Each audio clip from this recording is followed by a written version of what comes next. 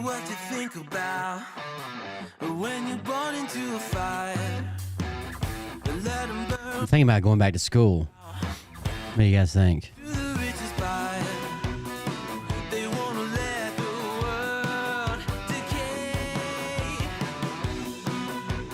It's a non-accredited, not recognized school of herbal medicine.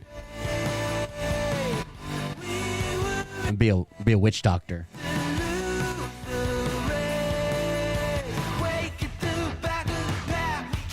It only costs $17,000 a year plus living expenses.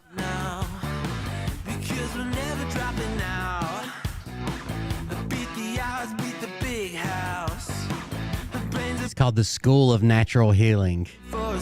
And apparently, it's big in the Mormon community. So there we go. I know I'm on the right track.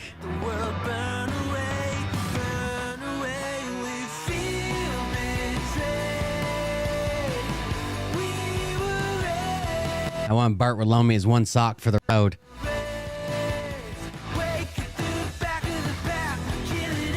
Imagine bragging about going to a non-accredited school.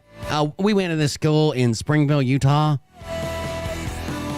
It's called the School of Natural Healing. We both graduated from there.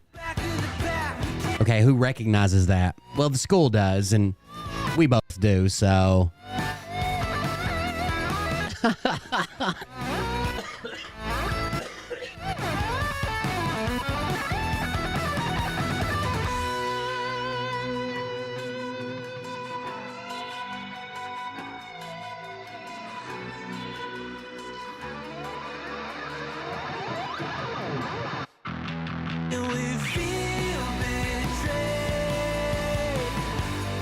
I wonder if I can transfer my credits from time in the military. At least it is registered as a post-secondary school, but it's under the Proprietary School Act, which is like anybody. I could open up a clown school, right? It'd be like, it's a proprietary school. Teach people how to be clowns.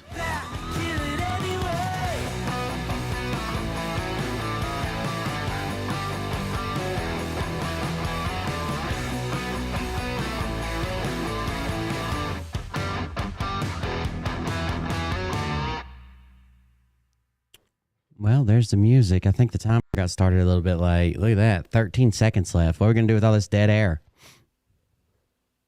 We'll just wait. You didn't know that basically no religions or none of the Abrahamic religions are supposed to masturbate. I think the Mormons just take it a lot more seriously. That's why they wear their Jesus panties. Let's go.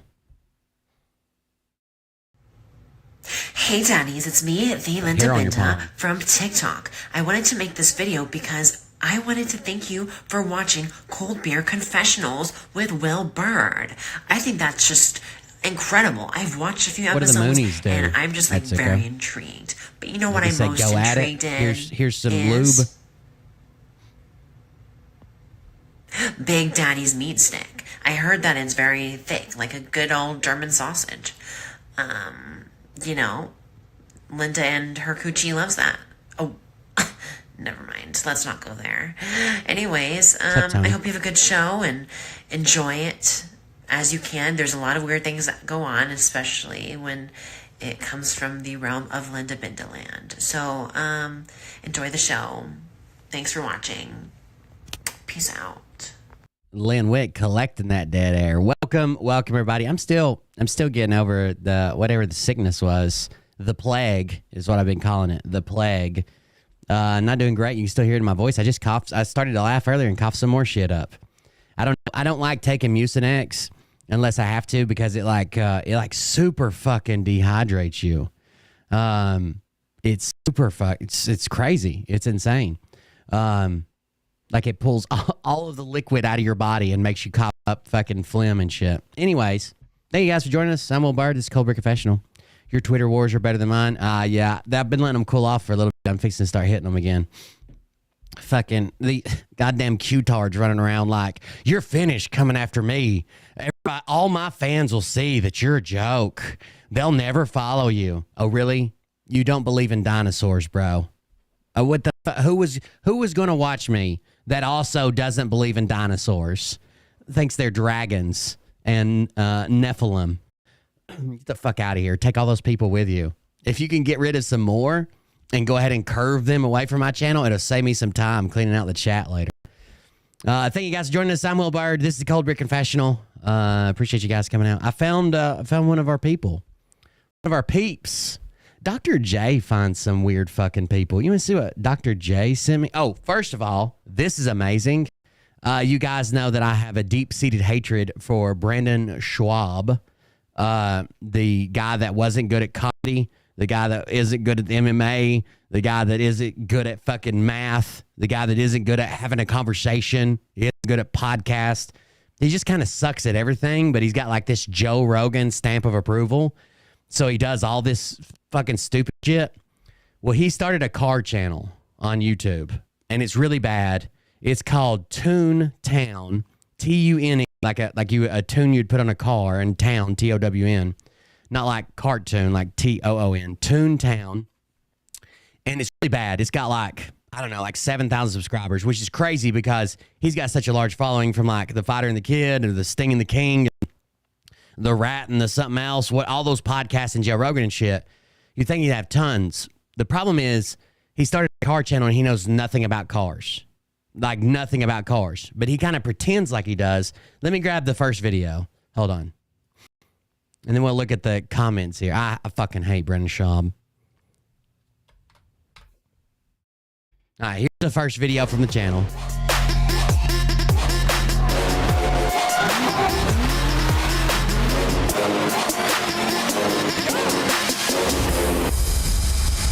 Welcome to Toontown.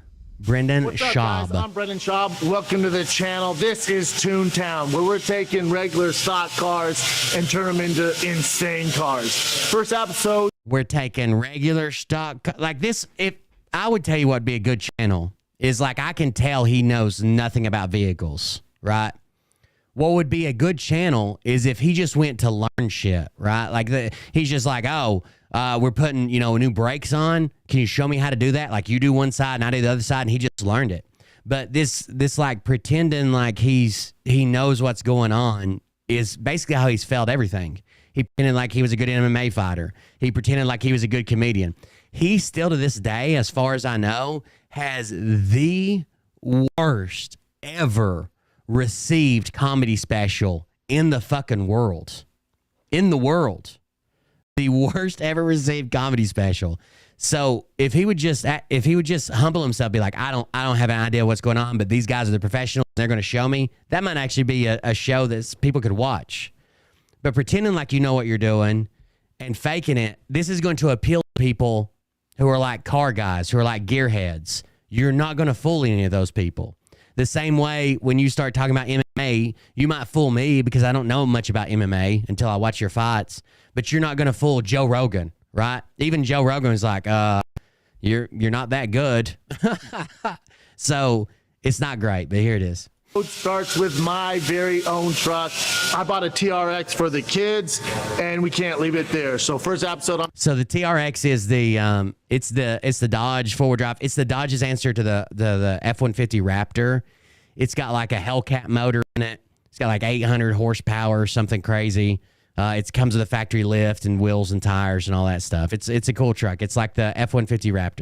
I'm taking it from 702 horsepower, and that Hellcat engine has way too much potential, and I'm getting to over 1,000 freaking horsepower. But it doesn't stop there. We're gonna be at the racetrack. We're gonna be bajaing things. We're gonna be freaking getting dirty. We're featuring my friends' cars and your cars. One of the cool things we're gonna do on this channel is I'm gonna mod out your car. That's right. You're gonna send it to me. I'm gonna trick this pony out. That's what we're gonna do. You're gonna send me your car, and I'm gonna mod it. There's no way in hell. Like if I knew like what shop it was going to, and he was just footing the bill, maybe. But if I thought that he was going to turn a single bolt, nut, a fucking screw, a snap-in fastener on my vehicle, there's no way he would get it. No goddamn way. In order to be qualified, you got to like the page, subscribe to the page, also email right here. So that's Toontown. So like, subscribe in the comment section. Let us know what you want to see. What mod you want to see. If you want to see us take a old school Lightning, turn into a modern day Lightning with over 1,500 horsepower, what do you want to see? Let us know. Comment below. We'll see it. We'll make it happen. This is Toontown. Let's go. Again, he just doesn't know anything about cars, and even the comments are like, Brennan should have made a show where he is learning how to work on truck. Oh, that's what I said. They could have been interesting and informative. No one believes he knows anything about cars. What do you want to see? Let us know. Brendan is like a child who gets really into fads. What will his next hobby be? I bought a TRX for the kids. That's why they need over 1,000 horsepower. Perfect. You got to give whoever credit for keeping comments open at least. I can't wait for Brendan to lean into the things people give him shit for. After Disney sues him, he should immediately change the show name to Trugwalg. He doesn't know what he's missing. Hell yeah, bro. This is what we don't care about. Did he dye his mustache? Like Andrew Schultz would say, we love you, Brendan. Bought, not built. So like even the people that are supposed to be impressed by a channel like this are like, this isn't you, dude, right? So it made me pretty happy to see this. So basically, if we go through this, it has like 5,600 subscribers, 5.6K. If we go through this, the videos, all the videos so far have basically been about his truck, I guess. So the first video he put up was at Insane Plus 1,000 horsepower TRX Demon Edition. Did Brendan Schaub buy a lemon Lightning off the internet? So he bought an old F-150 Lightning. He learns how to drift. This is someone else's car. And then the very first project they kind of did was like he said, right? It was his truck, his TRX, okay? His Dodge TRX that he bought. That was the very first truck that they were going to fix up. And this is what happened on the latest episode. Brendan's trying to cut donuts.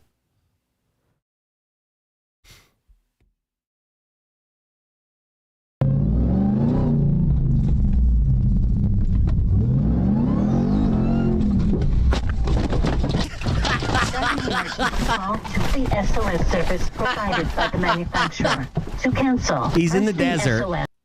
He's in the desert, in the middle of nowhere, and nothing but sand. And he's like, we got to get one more shot. I'll just go cut some donuts. And he rolls his truck. Or cancel button. Starting SOS call. Look at him panicking. Get out of here. He's going to burst into flames. I'm out of that bitch. What the fuck? Fucking A. And what's crazy is it's his mentality that he knows what he's doing, or he's gonna fucking fake it till he makes it that caused this. Like, he even says in the full episode, he's got friends that all they do, he knows people that are professional off-road drivers, and they all offered to take him out to the desert. Like, I'll go out, we'll teach you, we'll show you, we'll whatever, we'll walk you through it, blah blah. And he was just like, no, fuck it, I don't want to wait. I can figure it out. So not only does he get stuck multiple times in his truck that they're supposed to be building for the desert, they get stuck several times in the desert. He goes out there and fucking totals it. It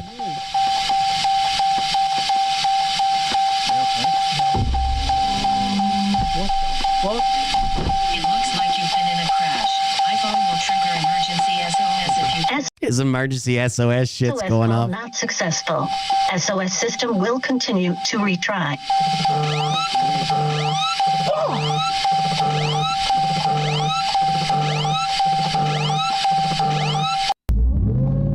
So there you go. And the comments are, he doesn't have a whole lot of fans, to be honest with you. A lot of people just watch him.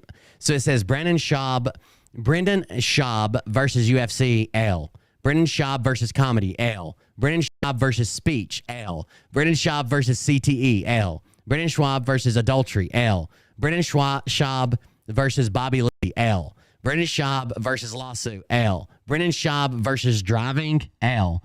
How does this guy catch so many L's? Which is pretty interesting. Like, he just does this. Look at this picture. I'm sorry. I'm glad he didn't get hurt. I don't want him to get hurt. I don't hate him at that level. But man, I'm glad it's just all blowing up in his face. He shouldn't be faking this. So like, even in the video, we're not going to watch his newest video. You can watch it on Toontown if you want to. But even in his latest video, they fix up the truck. He's like, we got it all. We got shocks. We got brakes. We got wheels and tires. And people are like, you got it all. Like, you basically did like the first thing anybody does when they get a pickup truck. Put a leveling kit on it and get some wheels and tires. This isn't even that big of an improvement. But then he goes out and gets stuck in the silt. So like, the number one rule when driving in the silt is don't stop. He thought it would be a cool shot if he let the smoke clear behind him, so he stops. And some native guy, like some Indian, Native American guy, comes by on a side-by-side and has to pull him out. Look, he's buried it.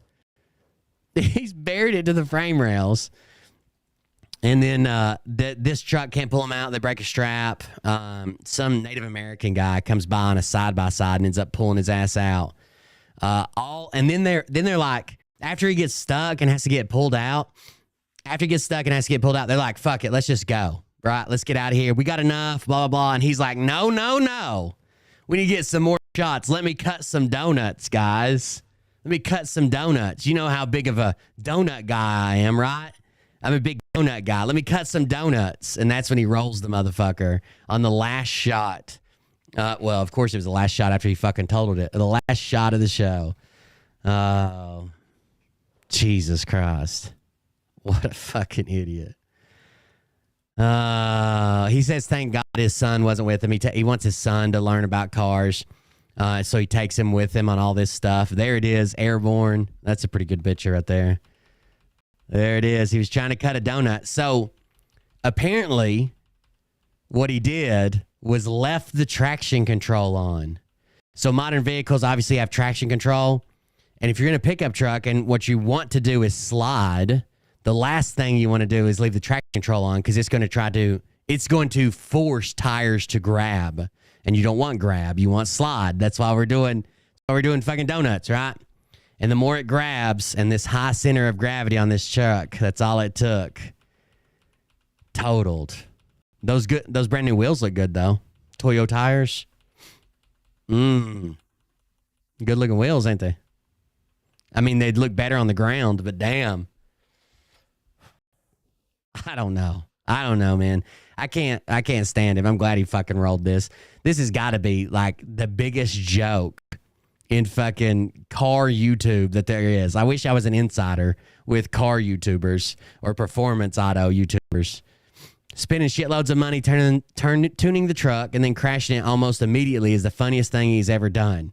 Yeah, because he wasn't very good at comedy. I thought you were giving up on comedy. This was hilarious. Tokyo Grift. Too slow, too redacted. Oh. Lifted truck, super soft ground, traction control on, a tense donut. Bappa is the only guy that could flip. He reminds me of Nino so much. I think that's why I don't like him for that reason as well.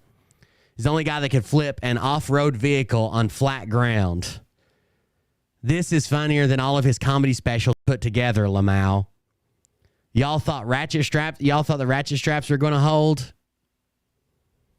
This is 100% some shop shit. Haha. Dude knew not to stop in the silt sand, stopped. And then after recovering, he goes to do donuts with traction control and totals it.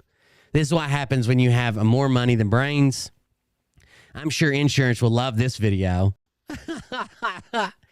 It looks like he's leaning into being a complete loser, and I'm here for it. Well, guys, I'm stuck.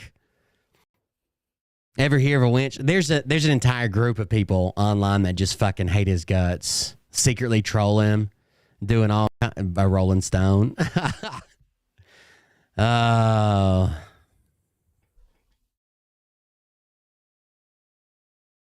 I don't know. I don't care for him at all. But there you go. He destroyed his truck. So we'll see how that works.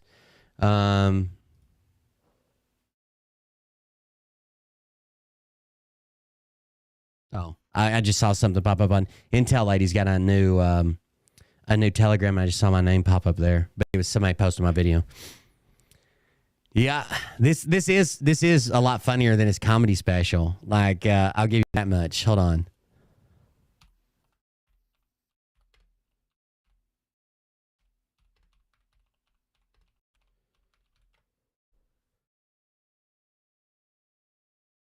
The Gringo Poppy is the name of it. The Gringo Poppy. Brennan Schaub's You'd Be Surprised is the worst comedy special I've ever seen. The Gringo Poppy. You want to see some of it? You want to get some of his good jokes? Hold on. Let's get some of his best material here. But I can't watch it all. We'll skip around. Dicey. I love you, Texas. Oh my God. The laugh track is so heavy. I don't know if you guys can hear that, but it looked like there was about 15 people in the audience, and they've got about 300 people laughing on the laugh track. That's how it is. I love it. I love it. There's always one guy. No fucking way, bro.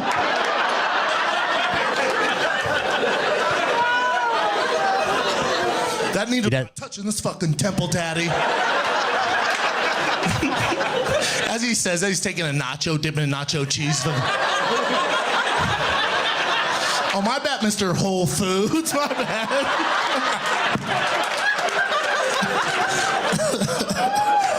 Yeah, whatever you want to do, man.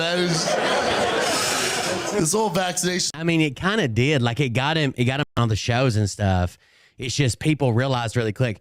There's a whole group of people that just come out and they're like, why did we ever like the people that Joe Rogan, like, they even like Joe Rogan. I don't think there's a whole lot of people that dislike Joe Rogan. You might take like stances against like misinformation or certain people he platforms or whatever, but most people don't dislike Joe Rogan. But why did we take his advice on his friends? Why did we ever let him try to fool us? Stuff. I'm not anti-vax, man. I'm vaccinated, but it's all in their marketing. They fucked this whole thing up in their marketing. Without Operation Warp Speed, when they launched that, remember they're trying to get everybody to get vaccinated, and they're like, "Yeah, go to Krispy Kreme, buy a dozen donuts, get vaccinated." Like,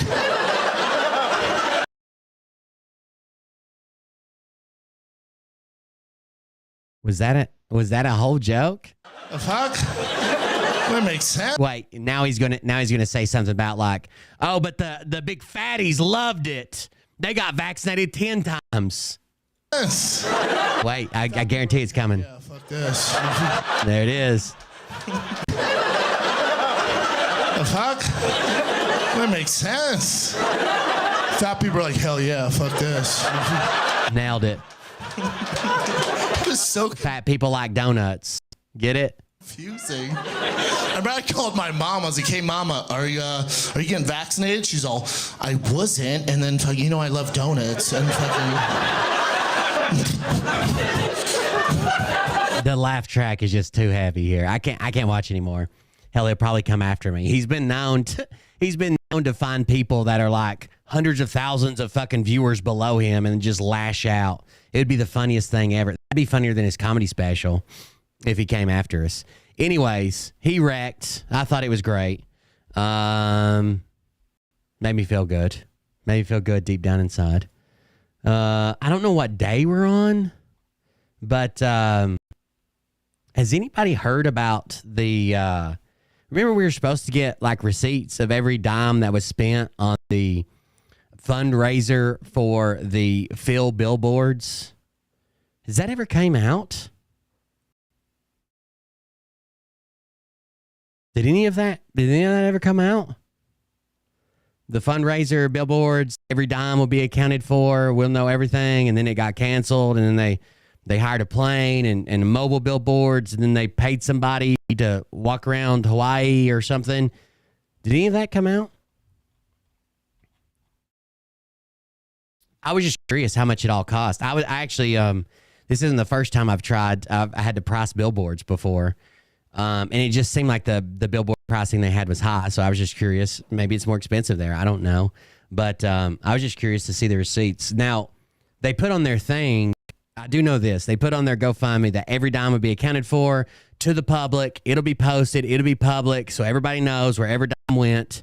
That was what was said. But if you ask them, like, where are the receipts? They're like, did you donate? It's not your money. Why do you care? Why do you care? It doesn't matter if it's my money or if I donated. Both of those things are irrelevant. You said you were going to post every fucking penny, every receipt. And the only thing I've seen so far is like a document that was typed up that you could put anything in, right? Like you could have put $5 bajillion because you typed it up. That's not a receipt.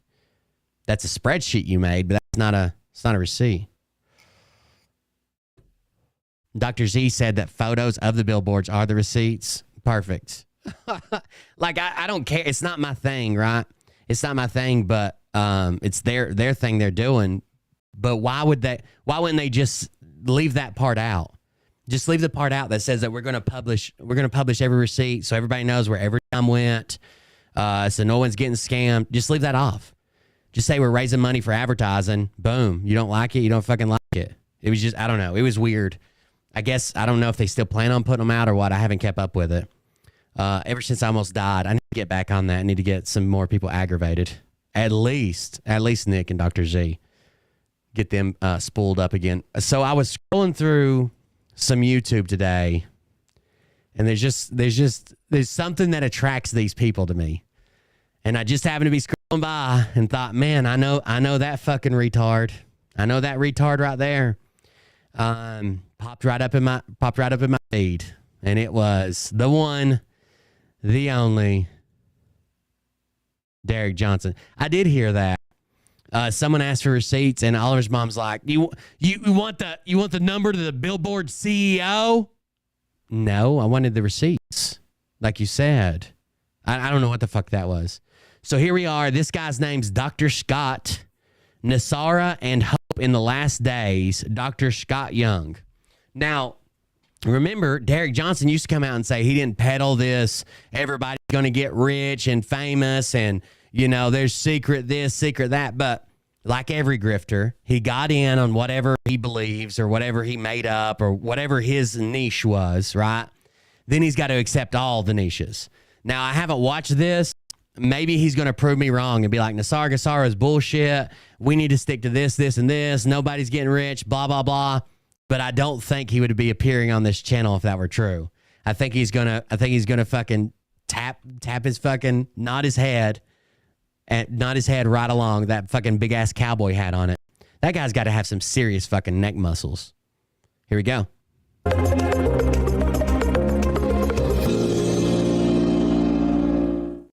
So what's going on in your life, man? Well, hunting season's over, so it's back to the real world now. So that's what I tell people. But no, it's great. Get to relax a little bit from December, January a little bit, and but I didn't get to relax too much because my book. I decided to release my book right in the middle of hunting season.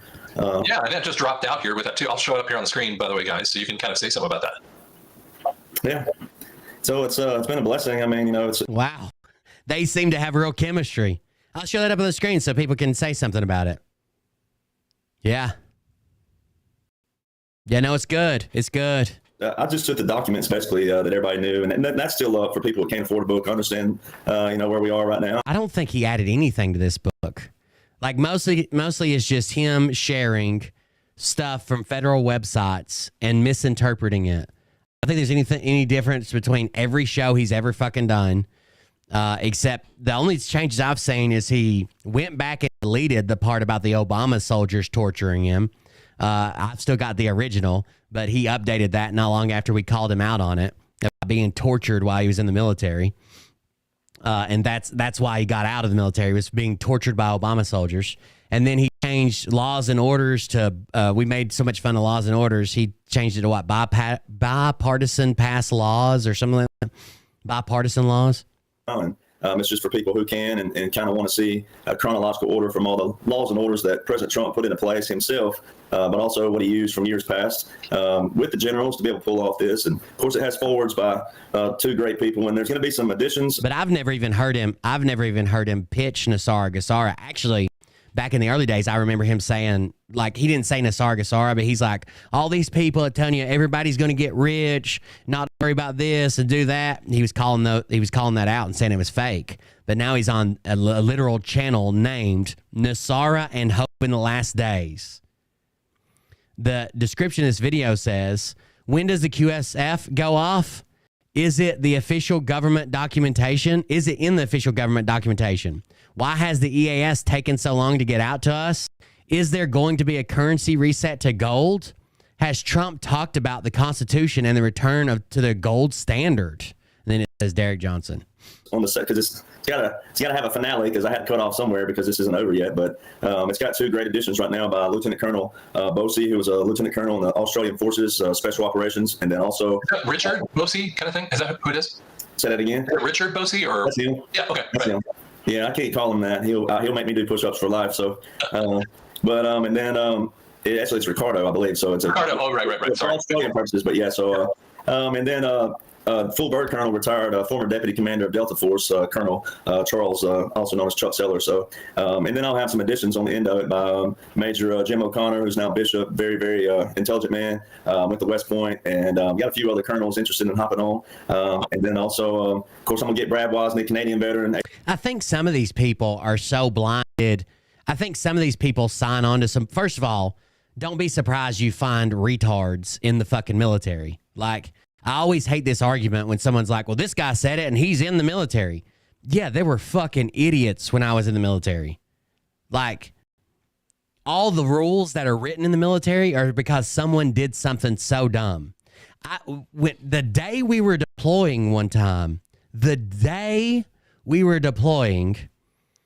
we were supposed to be back in the barracks. I think we were supposed to be back by 9 p.m. that night, because the next morning we had like a 6 a.m. Like shakedown. You had to have your rucksack out, all the stuff you're taking with you, and it had to be laid. It was a big layout. You had to have everything laid out, matching, dress, all the same, to make sure all your gear.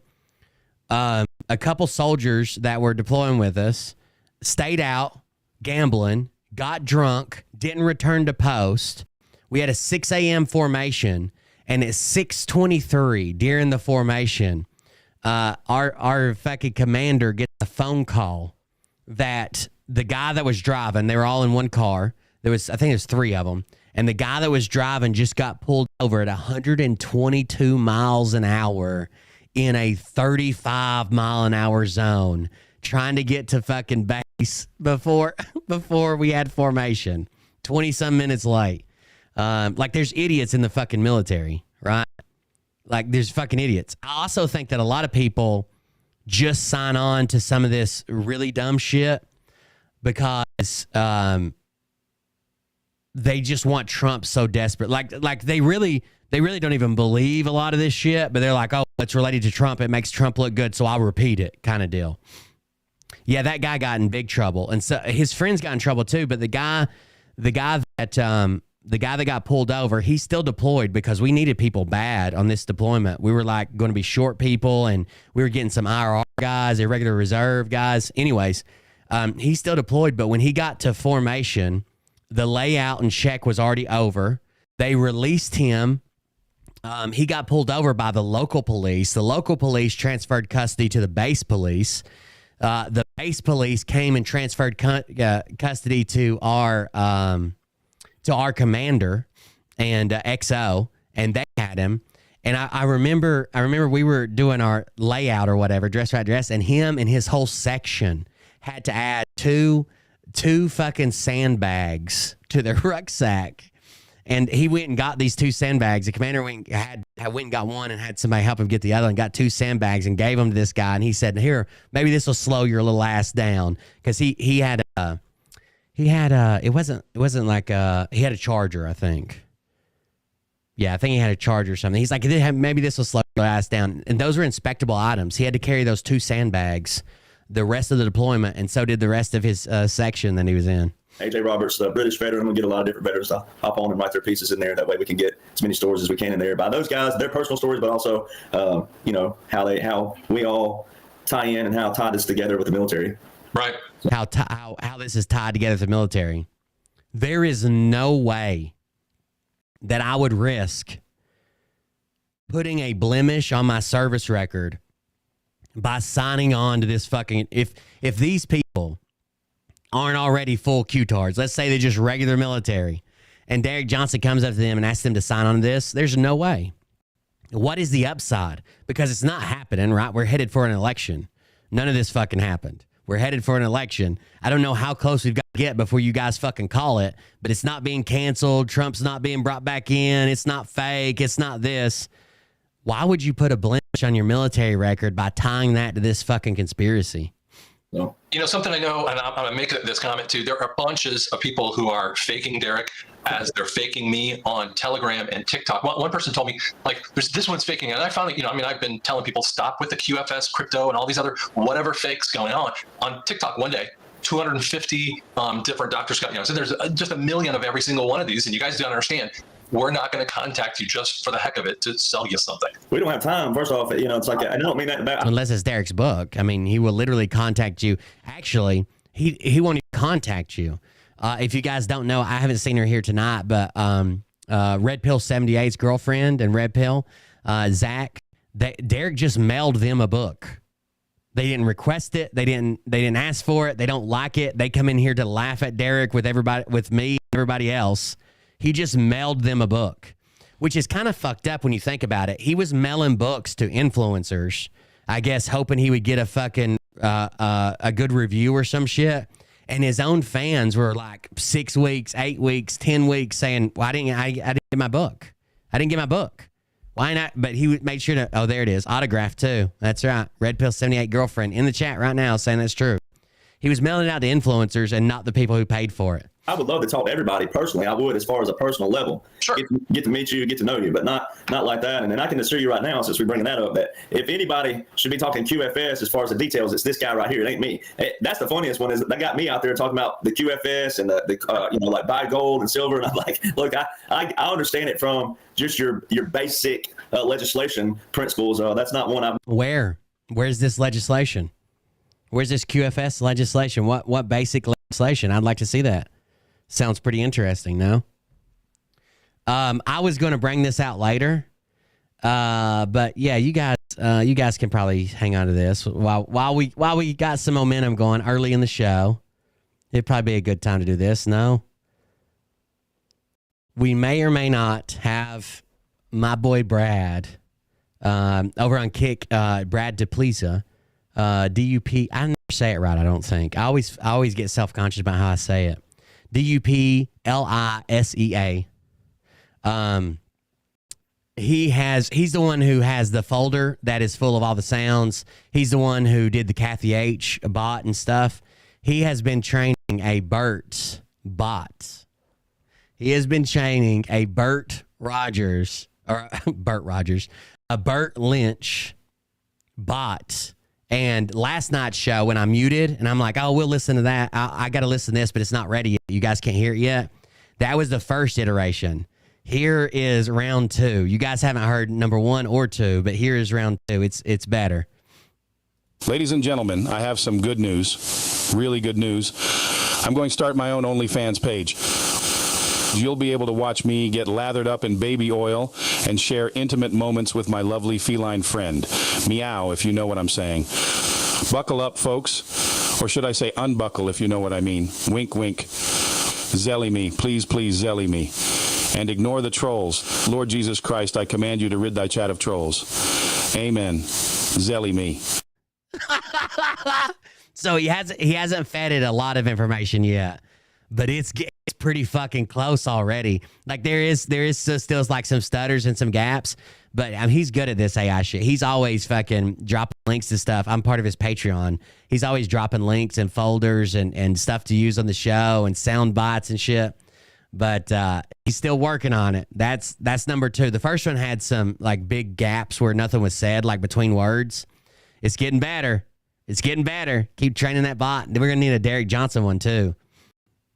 Nosedived a whole lot as far as the details like you have, but I'm like, if you want to be talking to anybody, it would be you, not me on that. As far as what do you think I should do, yada yada yada, like that. Don't be coming to me about that. So I can assure you that it's not me messaging either about that. Exactly. But we don't have time just because of the fact that that's what I try to tell people. By the time you and I get to take time out to read and study, our personal time too, personal reading, but then also professional reading. The time we do all that. Oh yeah, your personal reading and your professional reading. Everybody does that every day. Our structures are so, it's so tight, our schedules, that even our families they're being neglected in certain ways, and they also understand what we're doing. But at the same time, I'll speak for you, and then you can, we'll bounce that speak for me. Well, it's true. I mean, I would just say one of the funniest parts is that, while some of them will type their messages back and forth, every once in a while you'll get on the phone with someone, and the guy's got like an Indian accent. I'm going, you can listen to me, so you should have, no, that doesn't sound like Scott. That doesn't sound like Derek or Michelle Moore or pick the person. I'm like, stop, You're asking your followers to be smart after you've made your entire following by fooling them into thinking that Imagine that. Imagine your entire following is based on a conspiracy that you've convinced them you have some type of insider knowledge about. And then you're like, hey guys, don't get scammed by these scammers over here. Duh, I don't have an Indian accent. Yeah, you don't know about Nasara Gasara because it doesn't exist either. But you've already fooled them with that, you fucking retards. Like you've literally recruited the dumbest people on the internet to follow you. And then you're like, don't be dumb, guys. Come on. What are you doing over here? Don't be dumb. Oh, dumb people? Yeah. Come follow me. But don't be dumb. So, yeah. You can definitely tell me, or at least people should, if it don't sound like Forrest Gump, you're I'm going to say it. I'm going to say it first before Dr. Z gets here. Derek Johnson's accent's fake as fuck. But don't go and buy that stuff, okay? I know you respect Derek, and I know you respect me, and many people. But the reality is, don't go and buy that stupid stuff. If you want to get something, he's got it up on the screen right here. Rattletraps1776.com. You can kind of see a lot of the documentation, some background stuff, his music, and you can also see the book. And you can go directly to that. And there's a way to contact him through there. And you might not be able to talk to him that way, but you can at least share your message or conversation with it too. So that's just my little initial rant point there. But I want to bring this up here. I love that clip where he's like, you've never had the veteran call you in the middle of the night and say, I was going to kill myself, but thank God I saw your video about Biden having a funeral. Who's on? Like, if you're grasping at threads, like, I get it. I've been there, right? Like, we've even done quite a few fundraisers for, like, suicide awareness and prevention. Hell, I've been there. I've had to be locked up before because I felt like I was going to harm myself. Like in the crazy ward at the VA. They still have them, even if our public system doesn't. Who's grasping at their last fucking like fucking fingers are slipping off that ledge and they're barely hanging on, and then they're thinking, oh, Biden got a funeral instead of inauguration? I think I'll stick around. Who knows what might happen? If you're on the verge of killing yourself and it has anything to do with any president ever, I don't know what the fuck to tell you, dude. How often does the president affect your personal life? The things that really, how often does the president by himself affect your fucking life? There's no goddamn way. So I'm going to kind of bring it up on the screen so people can kind of watch like the little chapter parts. But you mentioned, I think it was last week or so, on the official site of the currency reset and the QFS. And I'm going to throw it out here. So that's the basic question, and we're going to have you explain that here. But I'm going to bring it up on stage here, and you can kind of talk a little bit about that. All right, here we go. As I mentioned before on podcast, I said I'd post the official government site that proves that the global currency reset and quantum financial system. Look at the year 2020. In preparation for global currency reset and arrival of the quantum financial system currently running parallel, any international financial activity regulated by their respective agencies must strictly comply with no tolerance to all protocol and regulations stipulated in the International Quantum Initiative Act, passed by the U.S. House of Representatives and approved by the UN and USMCA, formerly known as NAFTA.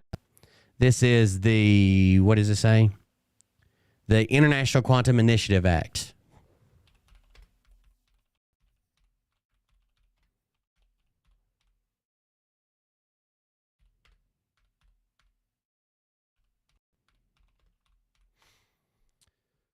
This means, let's see, the National Quantum Initiative. Here's what it says. The National Quantum Initiative from quantum.gov. The National Quantum Initiative Act provides for the continued leadership of the United States in QIS and its technology application. It calls for a coordinated federal program to accelerate quantum research and develop for the economic and national security and development for the economic and national security of the United States. United States strategy for QIS, R&D, and related activities described by the National Strategic Overview for QIS.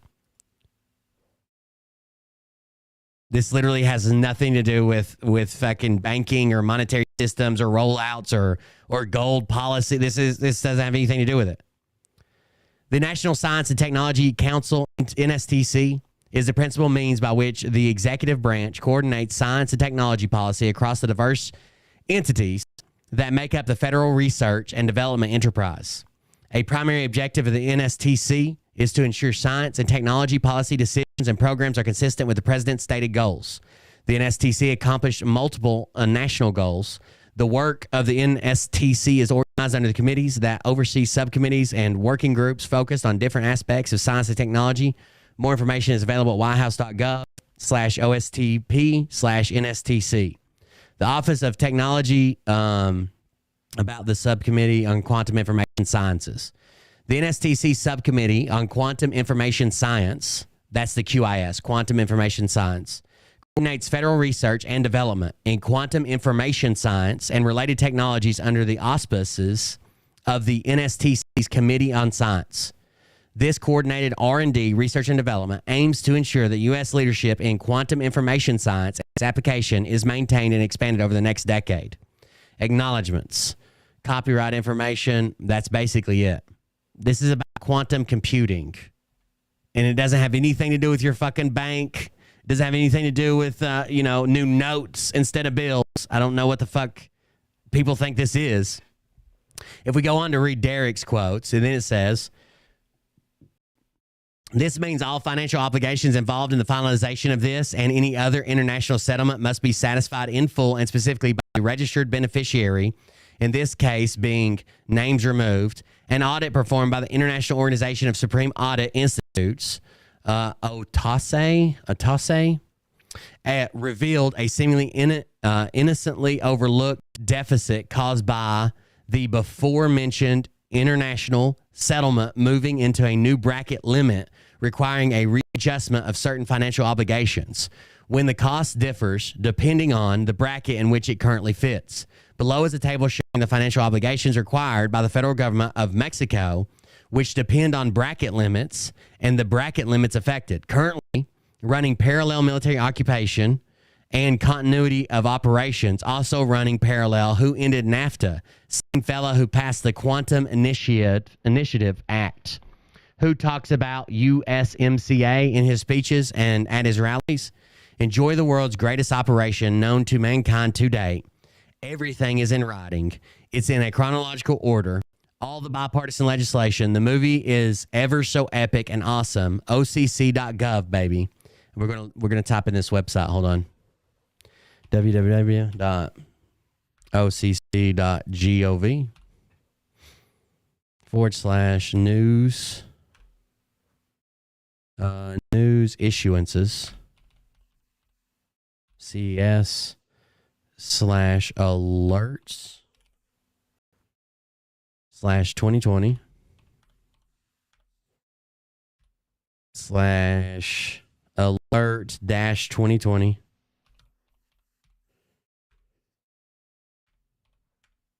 alert-2020-3a.pdf .pdf. So it's occ.gov/news issuances, news-issuances. Okay. Issuances. Oh, I put an N instead of an N. This is hard to type out without messing it up. So give me just a second. ANCS/alerts/2020/alert/2020/2020-3a-3a.pdf. Let me copy this just in case we tapped it in wrong. Let's see what this is. This says this is a guarantee letter commission. Oh, this is from Mexico, so it's half in Spanish. This email is forwarded to us from the Office of the Comptroller of Currency of Washington, D.C. Michael Chamberlain has been working with the acting Comptroller of Currency to ensure the immediate disbursement of your funds. Licensee Andre Vasquez, Director de Coordination, Commission Ejectiva de Anti-Atención a Víctimas. It says here you'll find a guarantee letter identifying the actions needing to be taken so that we here may ensure the arrival of your international settlement funds to your bank capture line this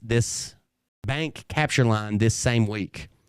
Mr. Name Removed has informed us of your situation. A guarantee letter is being drafted by name and title removed to ensure your arrival of your funds, the finalization of this pending. And I think we've seen this circulated somewhere before, haven't we? Let's do this. If this is a website we're on, and let's take this away. Just go to the 2020. Or just go to alerts.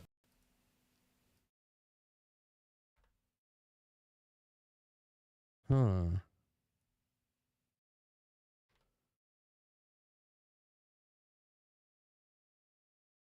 Sorry, I'm trying to find the base website. Okay. Office of the Comptroller. We're going to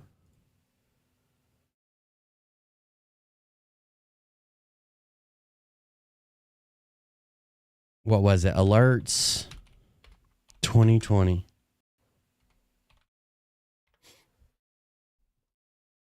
Alert 20-3 attachment. Notifications party involved Wednesday, June 2nd. Okay, 2020 alerts. That's somewhere we're at, right? They've changed their website, so the link doesn't work as well. Counterfeit cashier's check, First National Scott City. Counterfeit cashier's check, Stevenson National Bank and Trustee. Fictitious notification regarding the release of funds supposedly under the control of the office. Uh-oh. Fictitious. Is that what that says? So this is the Office of the Comptroller. We basically are at occ.gov/news-events/newsroom/news issuances by year /alerts/2020-alerts.html. So we're at the website. And the one they're talking about is Alert 2020-3. That was at the top. That was in the thing we looked at earlier. And it says fictitious notification regarding the release of funds supposedly under control of the Office of the Comptroller of the Currency. Fictitious, you say? Customers have reported receiving fictitious emails allegedly initiated by the Office of the Comptroller of the Currency OCC, or senior officials of the agency in conjunction with the Commission Ejecutiva de Atención Victimas, CEAV, regarding the funds. That's what I just tried to read a second ago. Any communication claiming that the OCC is involved in holding any funds for the benefit of any individuals or entity is fraudulent. The OCC does not participate in the transfer of funds for or on behalf of individuals, business enterprises, or government entities. Consumers have reported receiving poorly written email messages from the following addresses: ceav@baxico.com.mx. Contact information containing the messages include Andres Vasquez, what I just read, with a telephone. I'll show you what I just had open. Hold on. Fuck. Where'd it go? Hold on. This is what they just had me. Now, the reason that this is on this website is because it's a scam. Let's go back to the top. CEAV, Andres Vasquez. There's the Commission Ejecutiva de Atención a Victimas. They're literally attaching this as a, hey, we've seen people get these scam emails. They're scams. Derek Johnson is sharing it as official document. It says, with a telephone number of 877-479-6790. I wonder if the telephone number works, matches. 877-479-6790. Imagine that. As well as a fictitious telephone number of 202-221-4130 purportedly assigned to the OCC. A sample of this communication is attached.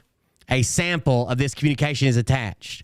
Do not respond in any manner to any proposal purported to be issued by the OCC that requests personal account information or requires the payment of any fee in connection with the proposal, or that suggests the OCC is a participant in the transfer of funds for or on behalf of others.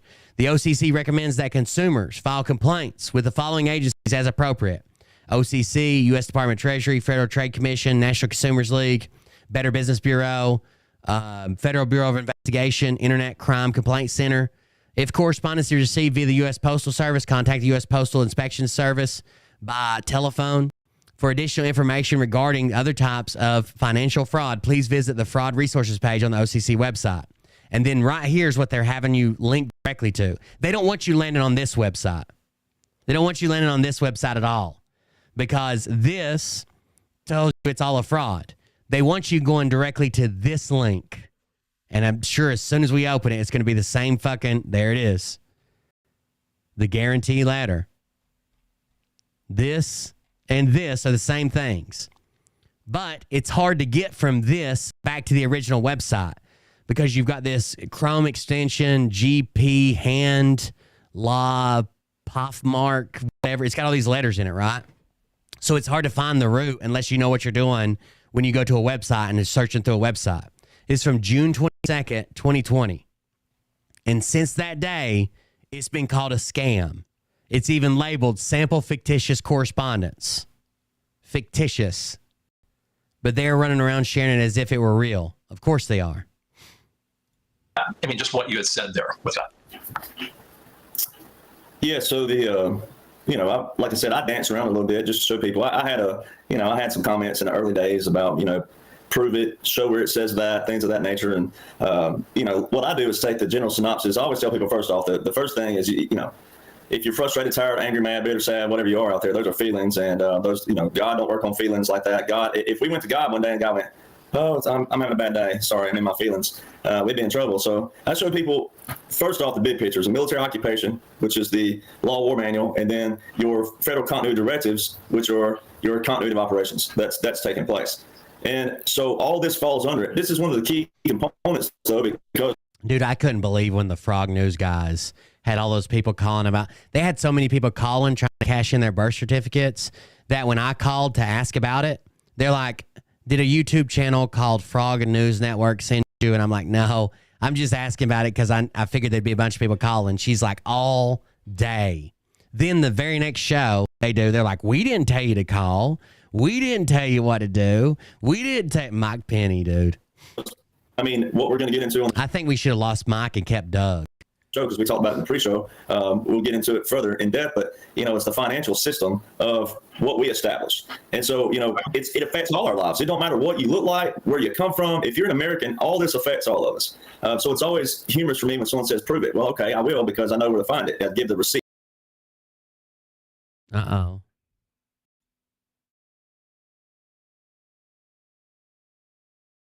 That's the document he's showing is right here in this fictitious document folder.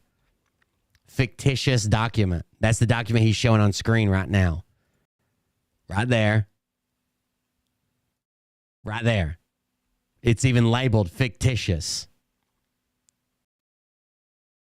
These guys have to know they're lying about what they're spreading.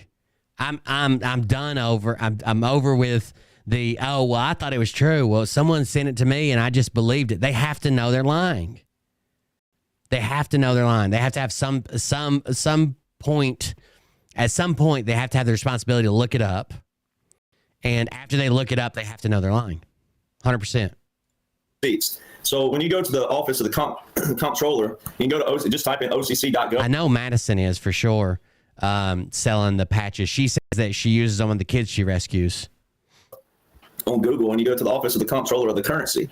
All right, and that's where you'll find all this information here. That is an example letter. When you find that actual alert, the alert-3 and alert-4, it'll show a little write-up, and then you click on it, and it sends you to that. And it's basically the date, guys. Look at the date here. It's June of 2020. Yeah, and it's all fake. That's what the website says. Fictitious letter. Which is very, very, very key date there, because when you look at, and that's how this all ties in.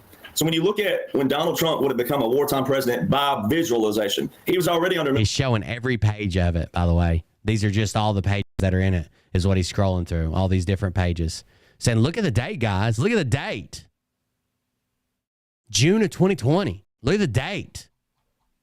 He's just scrolling back and forth through a letter that they're saying, hey, don't be scammed by this letter.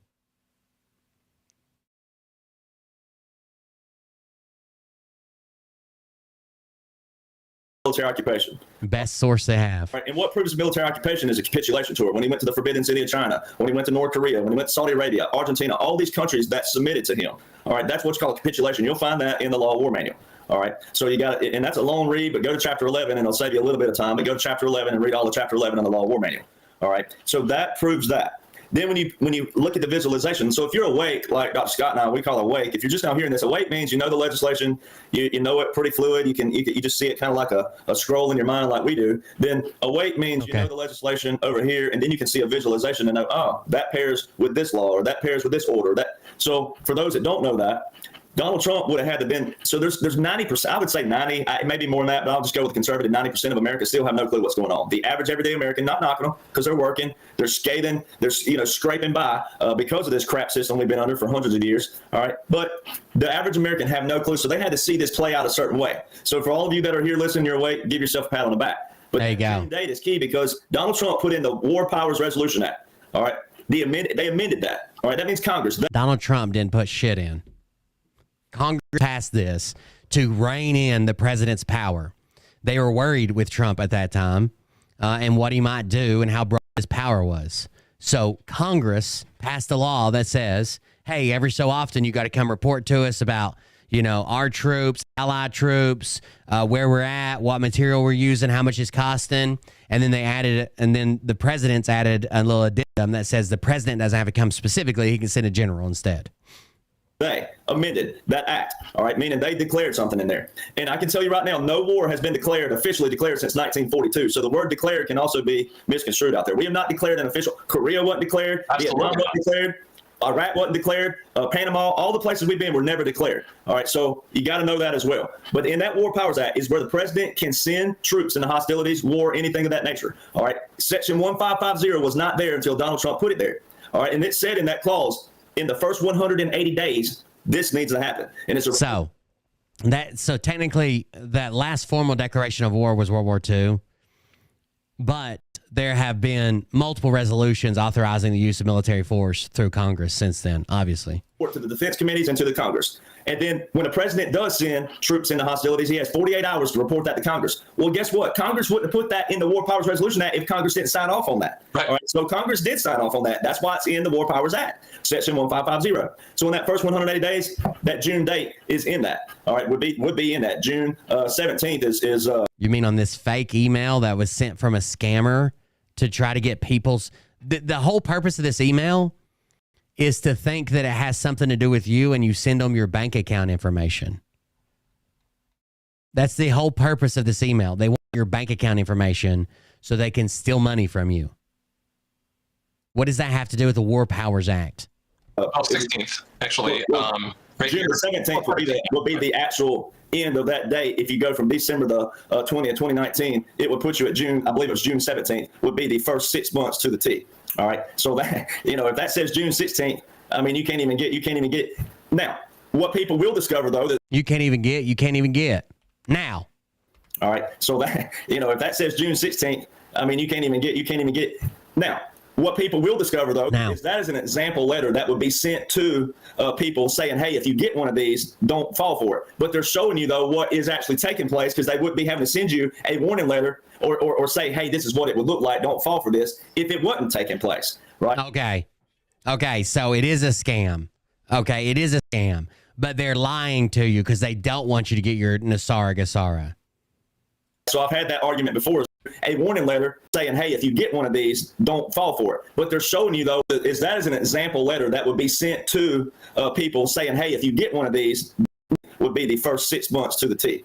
All right. So that, if that says June 16th, I mean, you can't even get. How is he going to talk around this? It says it's a scam. Do not give these people your information and report it to the FBI. You can't even get. Now, what people will discover, though, is that is an example letter that would be sent to people saying, hey, if you get one of these, don't fall for it. But they're showing you, though, what is actually taking place, because they wouldn't be having to send you a warning letter or say, hey, this is what it would look like. Don't fall for this if it wasn't taking place. Right. Scammers make up shit and send it out. And they wouldn't have to say, here's an example of a scammer making up shit and sending it out. Don't fall for it. What does that have to do with anything? There's a YouTube video that teaches me how to identify fake Air Force Ones, right? There's a big market for faking Air Force Ones. It shows me how to identify real Air Force Ones versus fake Air Force Ones. Does that mean that the United States government and the world government is going to start issuing Air Force Ones to everyone? If it wasn't there, they wouldn't have to tell you about it. Right. So I've had that argument before. It's like, well, if it's just an example of a fraudulent letter, wouldn't that mean that they're saying that's fraud? No, they're telling you that there is a quantum financial reset. There is a quantum financial system because. No, they're not. They're telling you they don't have anything to do with none of this. And they're even telling you we don't even participate in this area. We don't even hold funds or distribute funds or do settlements for people. This has nothing to do with us. They even used the wrong agency. But they're telling you that it is real. The other things that pair around that, the Quantum Act. Who put that there? Donald John Trump. Right. All right. The Quantum Initiative. All right. So is it going to be a lot of information about it right now as far as that? No, because they're still, this is all relatively new, and they're implementing it. Oh, okay. It's still so new. The actual Federal Continuity Directive number 2 is called the implementation phase of the first one. So all that right there shows you, when it tells you right there, it says about the quantum financial and the global reset, but then NAFTA, right? Donald Trump, that was one of his prize things, was to end NAFTA and establish the USMCA. And when did he do that? He also did that in June of 2020. And that's By the way, Trump didn't do shit with the Quantum Initiative Act. Presidents sign these laws when they come across their desk, but this was all done by Congress. All they do is sign it, right? Most of the time. Sometimes it'll be like along party lines, and they'll threaten to veto it if they don't change this, or they'll threaten they won't sign it, or whatever. But all these laws were passed by, when you keep saying, who passed the Quantum Initiative Act? Trump. No, he didn't. It came across his desk, he signed it. It was Congress that did it. It's really important because what NAFTA was trying to do is bring in Mexico, America, USA, and Canada together as like a conglomerate. And what they were trying to do is a globalization. I want to throw this in here. It was a globalization effort to make, like, here's, in essence, kingdom, instead of having. No, it wasn't. Okay, it It was laxing trade restrictions and making it easier and more profitable to trade in North America, right? Why would we want to trade in North America? Well, it's cheaper, right? And it helps the same way people. All you have to do is think about this. You can't get away from globalization, right? So the same people that say make America great again, or let's make America great, or let's bring jobs back to the U.S., should also be saying let's bring jobs or make great or make it better in North America. We should want North America to do better. Everybody's worried about the fucking border. Could you imagine if financially Mexico and South America, or Mexico and the rest of the North American countries, were doing so fucking well that no one wanted to leave their country? Right? This is better than trading with China, which is our number one global partner. We would rather trade with Canada, US, and Mexico than we would other places. We're building our own. This is the same argument for like mom and pop shops. Don't you want a store down the road where you can go and get things that isn't shut down by some like Amazon?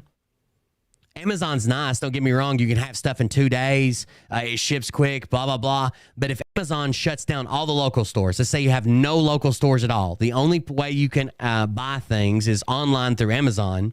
What happens when Amazon stops selling something you need? What happens when you need it today? It cannot wait. You cannot have it shipped. You got to have it fucking today. Or like I said, they just decide to stop fucking selling something that you need. We should want North America to do well. The same way that, yeah, you can want the U.S. to do well. You should also want North America to do well. You should also want the world to be doing well. A rising tide raises all ships. Sovereign organizations, which some unfortunate Nasara people, when they talk about it, they're going, well, like, Australia is going to be a part of the United States, or Canada is going to be a part. No. This is trying to say we need each country to have her own sovereign situation. And I think that's super important on NAFTA. Or killing NAFTA. No one's trying to combine countries. These trade deals are written all the time, right? We have trade deals with Canada. We have trade deals with Mexico. We have trade deals with China, obviously, Europe. We even get shit that we fucking stopped getting from like Russia and places. You're not going to be able to stop globalization. And the reason you can't stop it is because specialization and location of rare earth metals and shit like that, right? We cannot make everything in the U.S. anymore, because if we did, it would, first of all, we'd have to get the materials here, which you still can't get some of the materials in the U.S. They don't exist. Second of all, we can't compete on a global market. We can do what we do well and better than other people and cheaper than other people. They can do what they do better than us and cheaper than us, and then we exchange it. It's trade.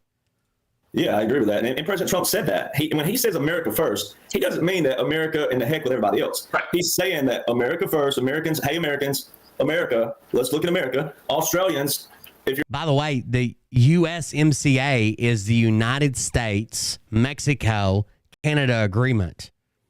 It's just Trump's version of NAFTA. It didn't change anything. Mutually beneficial. It literally says the USMCA, which substituted the NAFTA agreement, is a mutually beneficial win for North American workers, farmers, ranchers, and businessmen. The agreement creates more balanced reciprocal trade, supporting high-paying jobs for Americans and grow the North American economy. It's just Trump's NAFTA. You're an Australian, like Lieutenant Colonel Bosey talks about all the time down there. Hey, Australians, we can thankful America, thank you, but hey, everybody for their own. And then once we establish all those, once every country gets everything under control, then we can start to look out again at international trade and things of that nature, right? So that's why it's called a reset, and it's... Yeah, that blew my mind about, well, I'd ask them, have you paid? Well, then, sorry. I would hope that you would get invaded. That was the craziest shit. Trump's literally out here saying that he hopes that our allies get invaded because it'll teach them a lesson. The fuck are you talking about, dude? Not bad, ladies and gentlemen. It's not going to hurt you. It's not. We're going to talk about that. By the way, one of the things that people get all upset about is they, kind of put Nasara as the mark of the beast, and this is one of my books that I wrote on, and I've written on other things. But what they're struggling with is they hear like central bank digital currencies or CBDCs, which is a feature of the Fed. But when you realize, do you know that Trump actually has recently talked about it, and Congress has actually Cruz brought this up in Senate, excuse me. And so now you're seeing this come out. Why? It's because we're coming to the end of the war. You don't set the financial system until the war part that Derek talks about is done. So when you see that this part on the horizon with it too. Well, that's Thank God. The mark of the beast for the Christian folks out there. That's a whole other topic to nosedive, anyways. And you need to nosedive that with people who are well read and studied in Hebrew origin of Christ. And I'm not knocking. I know a lot of preachers. I do. I'm a Southern dude. Deep South. I know a lot of. I know a lot. Oh my goodness. But they're not as savvy with the Hebrew origin. The one that I know that is brilliant with it, he'll put you to sleep in 10 minutes. All right, because if you're not interested in knowing that, it's going to say you got to do like what I've done with the laws and orders, and you're just like, it's kind of like that. It's also like that game that used to be on that game show where you had to run around in the grocery store and they gave you a list. It's like that. And so don't you dare besmirch shop till you drop. You hear me?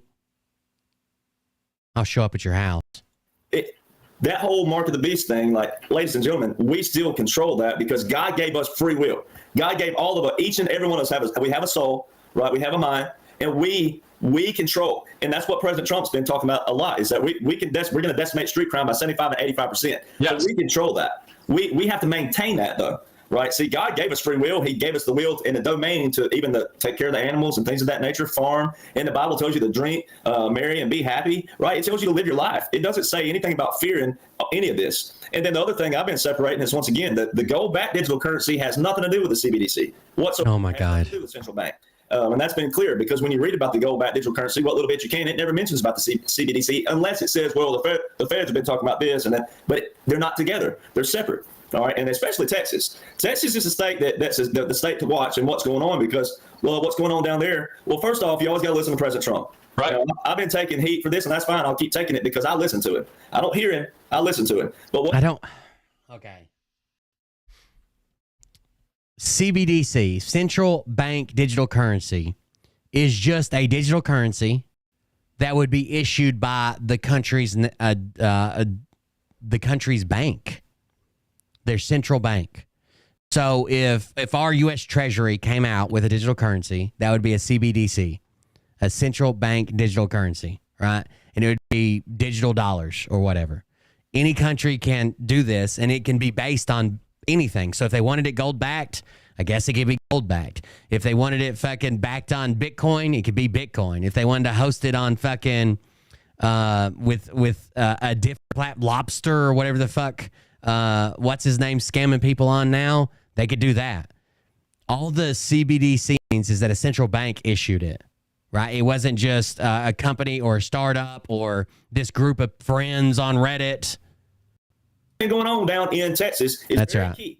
When Donald Trump gets That's right, Chris. he'll say he's got the average American hanging on what a speechwriter did right here. And when the average American is processing this great little line he just said, or processing it going, whatever they're doing, right?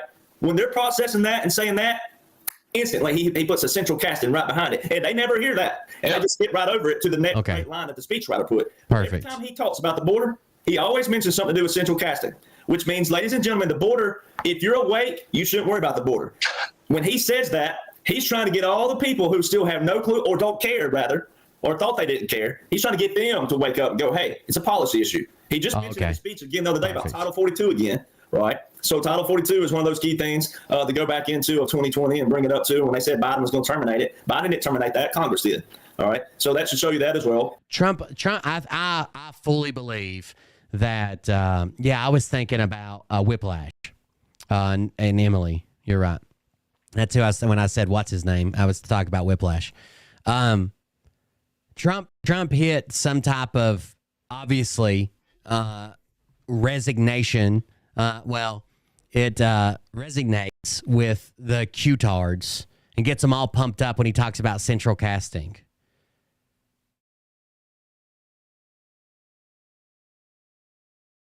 He uses it when he's talking about people's looks.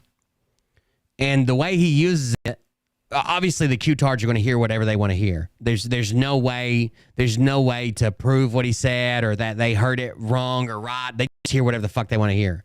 But when he uses it as if like you're saying like, oh, Derek Johnson, you couldn't use central casting for a dumb fucking cowboy with a hat too big and get a better Derek Johnson, right? He's using it as like a casting call, like Hollywood casting someone. He's using it over people's looks over and over and over again. He says he visited a replacement border fencing in California in April, and he waved local sheriffs up to the assembled cameras. And he said, that's central casting, he told the reporters. You can't cast. You don't have anybody in Hollywood that looks like these guys. Later, last week, Trump told Army PFC Glendon Oakley, who carried, this is an older article, this is from 2019, but it says he told Army PFC Glendon Oakley, who carried children away from danger during the mass shooting in El Paso, that he was a hero. Then the commander-in-chief added something else. So you'll be a movie star the way you look, Trump said. Oakley, who has sought to deflect attention away from himself and towards the massacre victims, nodded without even smiling. He's obsessed with people's looks. I don't know what to tell you. Donald Trump did what? I hate calling him that because I feel like I'm being disrespectful. But see, she's still pushing scams. I wouldn't doubt it. They've made a ton of money, and then if you complain about it or ask like why they pulled all the liquidity pull out or whatever, they just banned people. But they had at the time when I covered it, which to be fair, I was nowhere near in depth. Like there's groups just dedicated to everything that she does and that Whiplash does, and they're good at it. But I tried to cover it just to put it out there. I tried to get somebody more well-versed, somebody like CoffeeZilla. I wish he would cover it. But they just had so many people coming in ready to invest in these tokens. They would get a liquidity pull up. They would pull all the money out of it and make it go back down to zero, the valuation zero. And if you asked about it, mentioned it, said something, they just banned you and they had more people to fill them.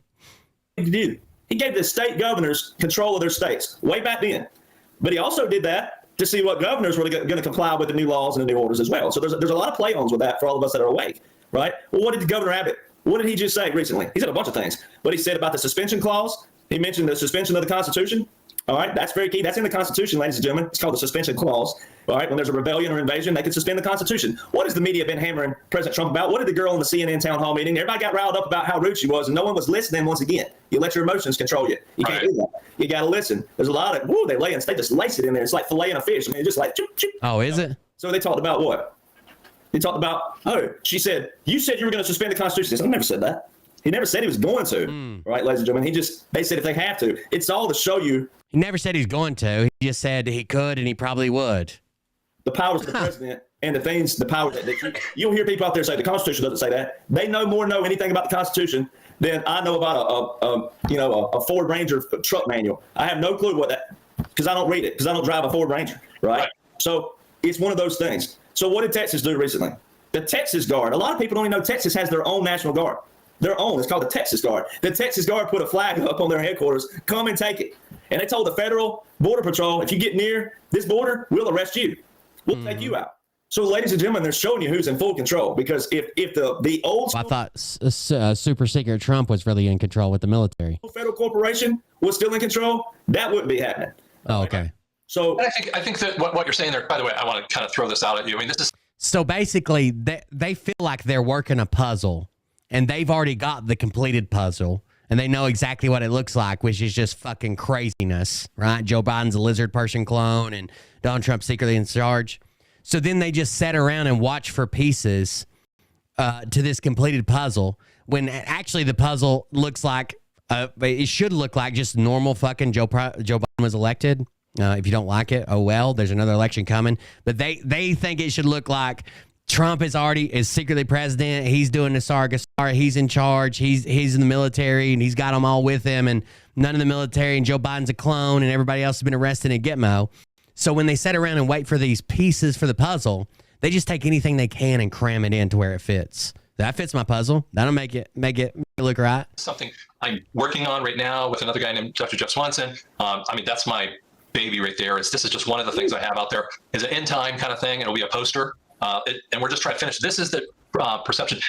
I've done this stuff. Like that's my baby. I kind of say to people, the suspension clause of the Constitution says that habeas corpus will not be suspended, shall not be suspended unless rebellion or invasion and the public safety may require it. I think it's the way it reads. well, and I'll say this basically. That's not out yet, but it'll be on the website. But the point I always say to people is, Yeah, every state has their own National Guard. listen, I had one pastor say to me, he goes, why haven't you read Revelation 13:18? It says, yes.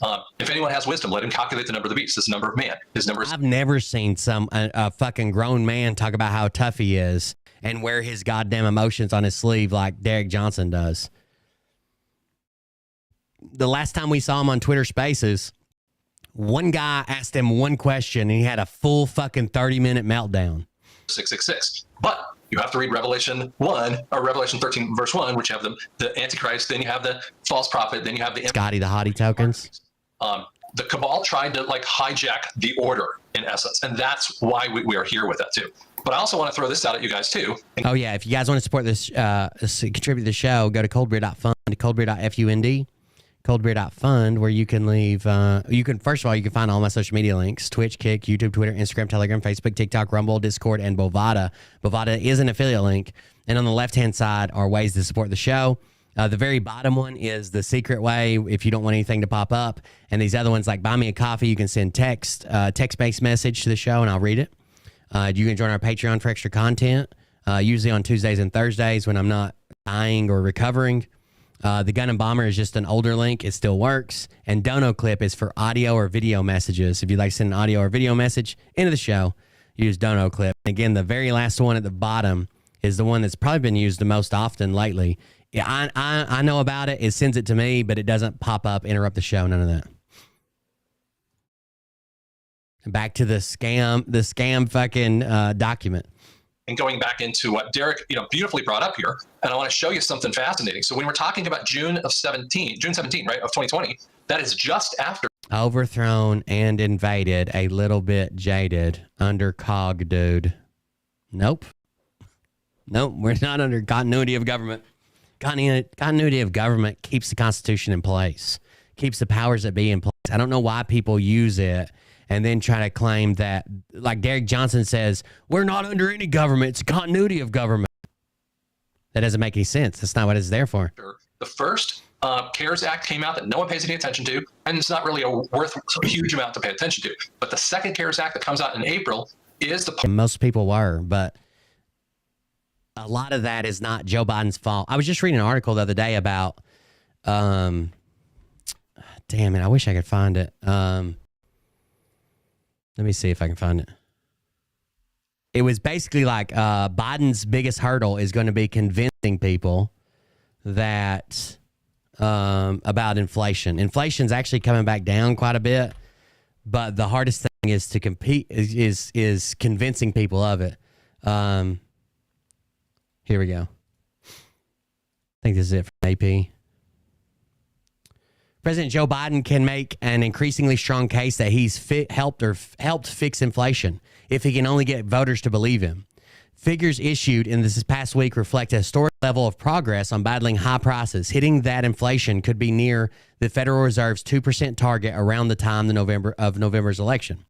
The Consumer Price Index posted an annual increase of 3.4%, but the prices charged by the producers of goods and services rose a meager 1% over the past year. Current and former aides say Biden is eager to do more to bring down inflation after a price surge in 2020 and 2022 crushed his public approval ratings in a way that is dragging down his reelection efforts. They see the reasons for optimism with improving consumer sentiment. It's an ongoing effort, said the White House Chief of Staff, Jeff Zients. Under his leadership, we've attacked inflation from every single angle. The question is whether voters feel the improvement will, whether voters are feeling the improvement will reward Biden, or will they penalize him because inflation became a problem on his watch as the U.S. emerged from pandemic shutdowns. The answer could hinge on how people feel about the cost of necessities such as gasoline and eggs. This is the part that I want to read. Biden can accurately say his policies help reduce the average price of a dozen of eggs to $2.51, $2.51, according to the Bureau of Labor and Statistics. That is down from a peak of just last year at $4.82. So a price of eggs is supposedly now $2.81 compared to last year when $2.51 compared to last year when they were $4.82. But if you take that same thing and before Biden went to office, they were $1.47 before he became president. So it says dozen eggs down to $2.51 according to the Bureau of Labor Statistics. That is down from a peak last year of $4.82. But Republicans can counter that. A dozen eggs cost $1.47 before Biden became president. Leading GOP lawmakers such as Rep. Jason Smith of Missouri, chairman of the House and Ways and Means Committee, greeted the latest inflation numbers as evidence that voters are still suffering from high prices. Biden's inflation crisis continues to rob the wallets of working families, he said. Former President Donald Trump has told supporters that the inflation under Biden is how countries die and that Trump's return to the White House would mean lower energy costs. I don't think that even if Trump gets elected, the prices aren't going to go back. Not the way he says, like, oh, everybody's energy prices will be lower and this will go back and that'll go back. This is all still a whiplash effect from COVID and all the shutdowns and all the logistical disasters we fucking had during that time. Everything's still reeling from that time period. Drill baby drill, Trump said in a video posted on social media. We're going to bring your electric prices way down. We're going to bring your energy prices way down. Gasoline will be back to $2 and maybe even less than that. Federal data shows that the average price did flow below $2 during Trump's presidency, but that was in early 2020 during the coronavirus pandemic when schools and businesses were shuttered, sending the U.S. economy into shock as millions lost their jobs. A historic wave of federal government borrowing steadied the U.S. economy during the deadly pandemic. In 2021, Biden inherited an economy trapped by uncertainty about the pandemic's path. He signed a $1.9 trillion aid package, a sum that Republicans and some economists say triggered the upward scramble of inflation, with the consumer price index registering a 4-decade high of 9.1% in June of 2022. Past and current Biden administration officials say the decline in inflation since then was a result of a set of choices. Biden gave the Federal Reserve the political space to increase interest rates. The supply chains and what did I skip? Oh, he helped with supply chains and helped stabilize gas prices. At the same time, the historic burst of job growth under Biden has continued. Outside economists say that would be impossible if inflation were to fall. Starting with Biden himself, the White House has rejected the conventional wisdom that millions of workers might need to lose their jobs to cool demand and ease inflation. The president was really focused on using every tool that we had to bring prices down without taking a hatchet to the labor market. A former deputy director of the White House National Economic Council said. Some aides said growth helped to fill shortages in an economy recovering from shutdowns tied to the coronavirus. The unemployment rate is a healthy 3.7%, and the economy has added about 5 million more jobs so far under Biden's watch than what the Congressional Budget Office estimated it would before his policies went into effect. Those policies include the bipartisan infrastructure law and spending to increase computer chip production and move the economy away from fossil fuels, as well as reduced insulin prices for people on Medicare. Biden and many of his aides initially viewed inflation as a result of a squeeze on global supply chains. Factories around the world were still struggling to fully reopen. Shipping container costs jumped 10 times their original price. There were long delays at docks. There were long delays to dock at major U.S. ports. Much of the public saw inflation through the lens of their grocery stores, strip malls, and gas stations, but the White House considered it a worldwide issue.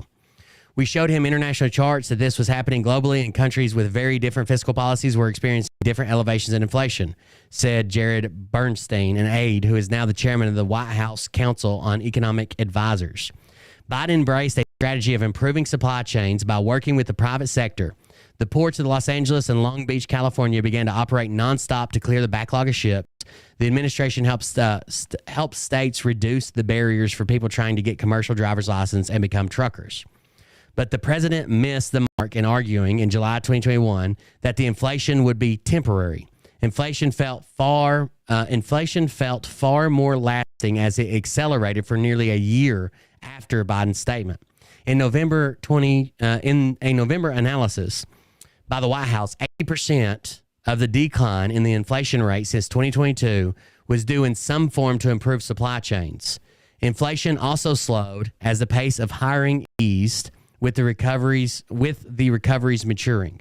The major driver of inflation in Thursday's consumer price index was housing cost, a figure that experts say should decline over the coming months and further reduce the rate of inflation. Still, the supply chain was not the entire problem for Biden. After Russia invaded Ukraine in early 2022, food and energy prices jumped as the market saw the risk of shortages caused by the war. Biden responded in part by releasing a historic 180 million barrels of oil from the U.S. strategic reserves. Some analysts and Republicans played down the release as a Band-Aid to a larger problem. But the White House argued the daily release of 1 million barrels over the next 6 months would provide a bridge until the U.S. oil production could increase. Since the release was announced in March 2022, average daily U.S. oil production has risen by 1.44 million barrels. The country pumped out a record average of 13.25 million barrels a day in October. So when Trump says drill baby drill, like we're gonna get more oil and that'll lower energy prices, we're already doing more oil than ever before. October was a record for 13.25 million barrels a day in October. Republican lawmakers often criticize Biden for not being friendlier to oil drilling, but the data suggests the U.S. market responded to the initial lure. Somebody just showed a chart that, yeah, we are drilling more than ever before. Drill baby drill shouldn't be. I know that's catchy, but I don't think that's a response to energy prices. The data suggests that the U.S. market responded to the initial lure of high prices by increasing production and thus limiting the risk of inflation going forward, despite the turmoil with the Israel-Hamas war and recent Houthi attacks of ships in the Red Sea. Still, the Biden administration has made support for renewable energy one of its priorities to address climate change. As a result, officials don't talk much about the record domestic oil production. Ben Harris, a former assistant secretary of the Treasury Department, said the release and price cap on Russian oil ensured that there was not a 1970s-style oil shock. A lot of people were worried about that when Russia went to war, that we'd have limited oil.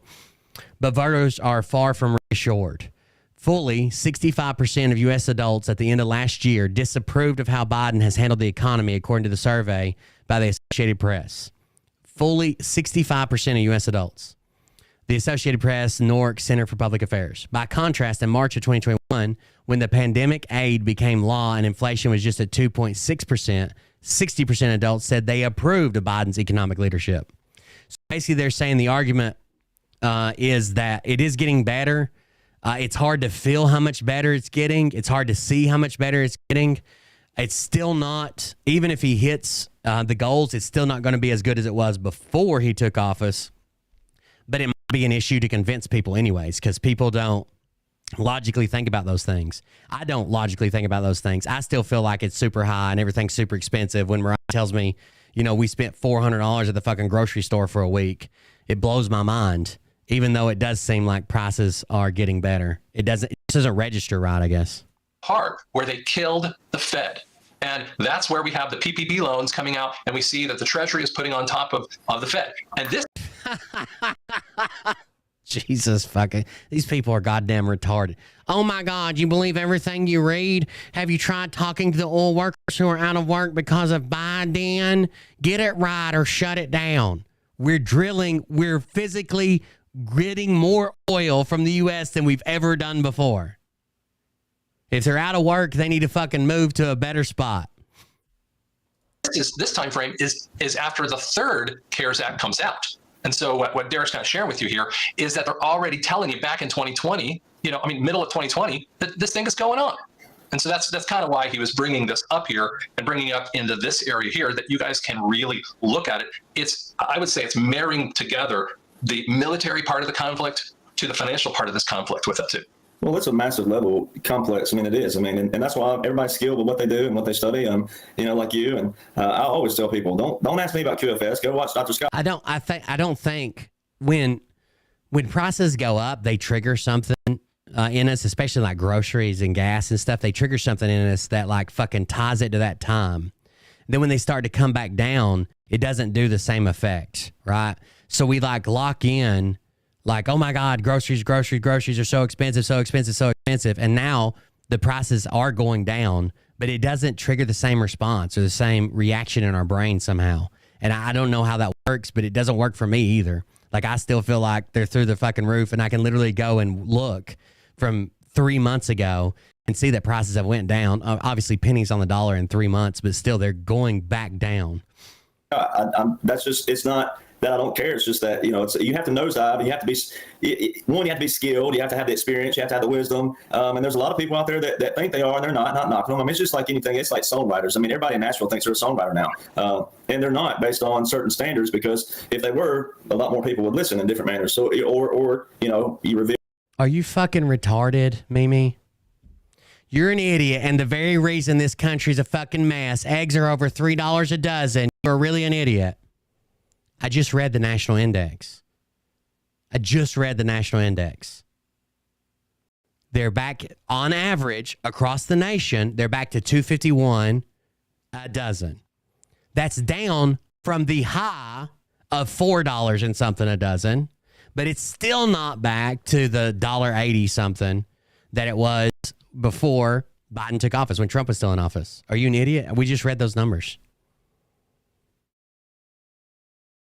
You reveal the secrets of that dirty system, right? But, you know, it's like the whole, like that right there, the USMCA, he says that in every speech. He brings it up somehow, somewhere, some way, and maybe not every Always. speech, but he's been saying every that, speech. I brought to you the USMCA. All right. Well, Mexico and Canada have been in and out of the U.S. There was a Mexican aircraft coming in last night to the U.S. I show people too, Biden. All right. I've been showing people about Biden. All right. Biden, first off, if you look at Obama, well, let's just hang President Trump over here, because he is always the key. But look at Obama and Bush and Clinton. Look at technology. When technology started getting great, all right, internet, things of that nature.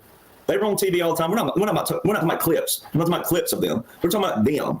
It showed them what they were doing, playing golf, doing these things. Biden stuff is so scripted. It's like it takes a week or two before they show them again. And then that's one little thing. That's one little thing. Then you take the Democratic convention. All right, 75 or 80% of Democratic voters say they want someone new. So why is the Democratic convention hanging with Biden? I mean, think about this, ladies and gentlemen. Little things like that for this. Just if you're struggling with the in-depths of this, when you look at little things like that. All right, of course, the three cannons is where I hang my hat on. The three cannons on January the 20th. Oh yeah, funeral, of course. This stuff right here, like the quantum financial, and then the USMCA. You know, you nosedive all this. Duh. You can't have one without the other. With the military occupation and also the continuity of operations, just like the federal continuity directives. These tie into that as well to show you, like the most recent publication under the two umbrella federal continuity directives was December 2023. All right. It's all about Executive Order 13961, which is the Federal Mission Resilience Strategy of Donald Trump's on December the 7th, 2020. Every one of these dates are on key dates in history. Here's the price of the Bureau of Labor and Statistics keeps this data. Here's the price of eggs over the last 5 years. So if we go all the way back to this, whatever the first marker is, January 2019. Oh, you can't see the whole thing. Let me do this. This is the price of eggs over 5 years. Made it too big.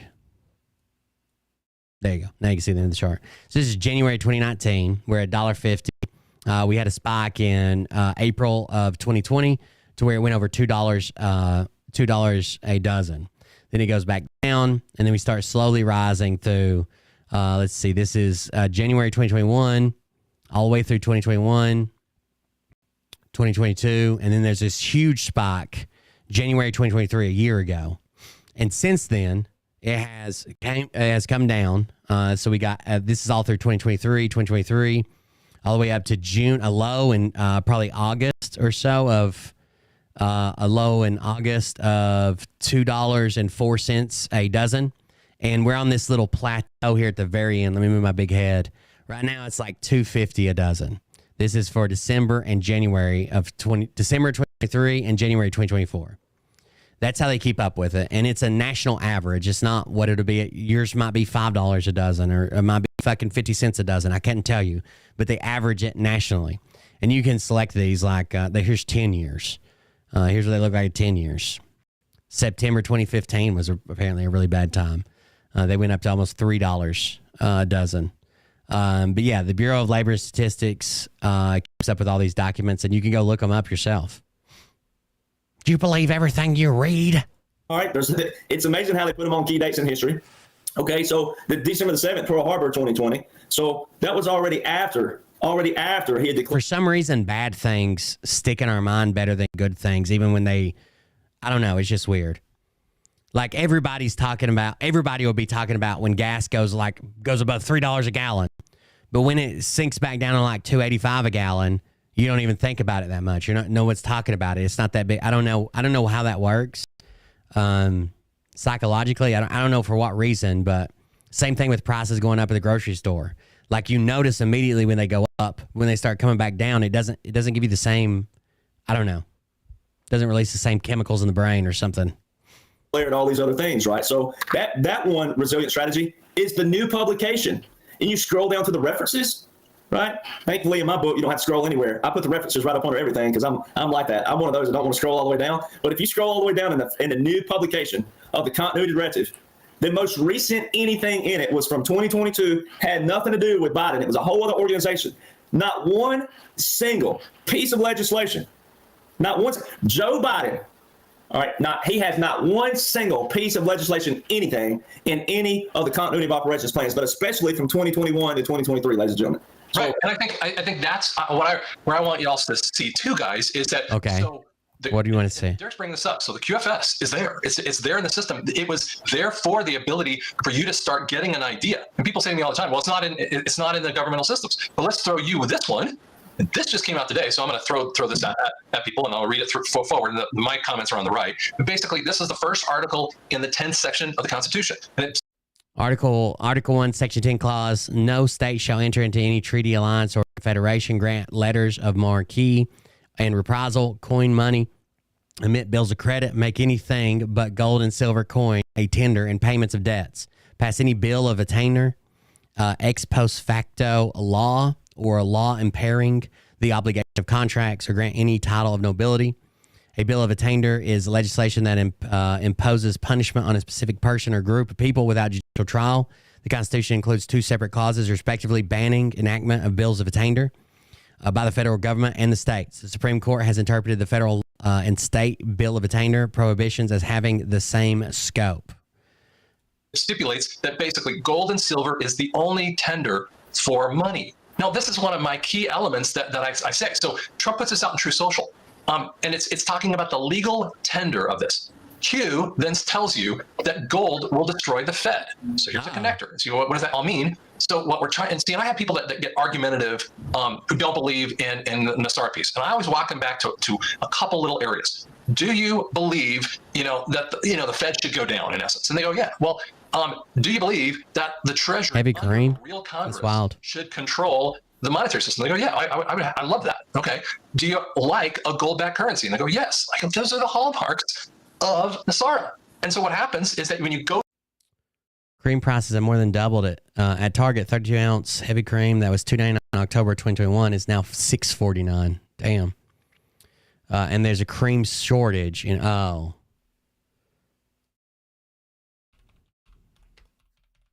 Is there a shortage going on?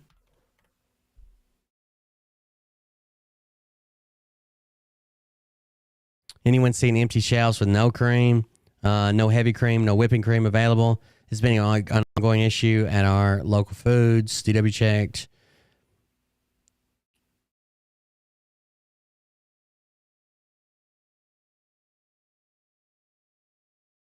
Wonder what causes cream shortages.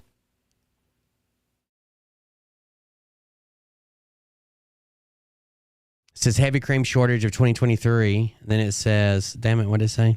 Scarcity whips up trouble for shortage of heavy cream have been hitting stores and suppliers across the country with limited quantities, skyrocketing prices. The fuck? I wonder what causes a cream shortage. Why is there a shortage of heavy whipping cream? Explain. During the pandemic time, a lot of people and businesses are faced with shortage issues from grocery, dairy. Moreover, apart from this basic food, dairy affected a lot because dairy expires, dairy products are short. The prices also increase for all the products. And we talk about creams and milk. That includes doubles in the U.S. Let's go with the main reason for heavy whipping creams, along with dairy product shortages, alternatives, impacts.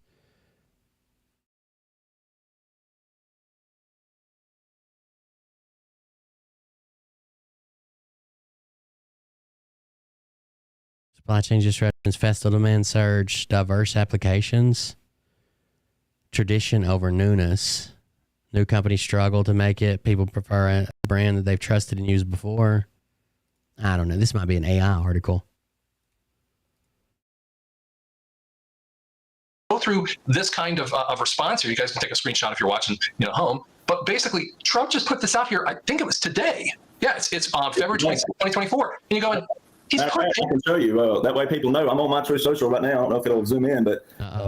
Okay. There, totally. But I'll put it up on the screen. Hold on. Let me pull it up. You're pulled out there again. And right there, it's there. He's showing that same exact thing. So I'll go backward to that. In that same thing is this spot where I just kind of screenshotted what he did. And so I'm telling you, we are such at the edge of this whole thing. And I wanted to throw something out at you because, and then I want you to respond to this one. So in 1868, just after the Civil War, and the Civil War had some crazy things like, my favorite spot to talk about is that Lincoln brings in the gold. He brings in, the greenback dollar, which is it's about the second or third time that they skipped over the central banking, which is the United States Bank that they kept regenerating. And he brought in a dollar that was made by a governmental agency. And we use the greenback dollar. Actually, it's part of my own old genre of conversation. Then the Civil War is over by 4 months, and John Wilkes Booth kills him. And you ask the question, why would someone kill him? I mean, as an act of revenge. Greenbacks were emergency paper currency issued by the United States in the Civil War. From 1861, 1862 or something. During the war, he's already in his second presidency, the thing's over. 1868, there is a... well, no, those were demand notes. United States notes were 1862 to 1865. Sorry for the dance. A piece of legislation. Patriots. Thank you for the tip. Jennifer Winkler tipped $40. I appreciate it. Jennifer Winkler tipped $40. No message. Thank you very much. Appreciate it. That floats through Congress, floats through Senate, and the president signs it in. And it's about the Constitution, and it changes the wording. And then it was fully adopted basically in 1871, but that was when it was started. And it's the part that people go, when did the corporation of America happen? And it's all they did is they took the Constitution, and I always kind of say it this way, if we're looking this direction for the Constitution when it was originally created, they wanted us to look this direction. And so instead of the Constitution for the United States, it's the Constitution of the United States. And when you say that difference of word, and Derek, I can't take some of you guys fucking seriously. I don't.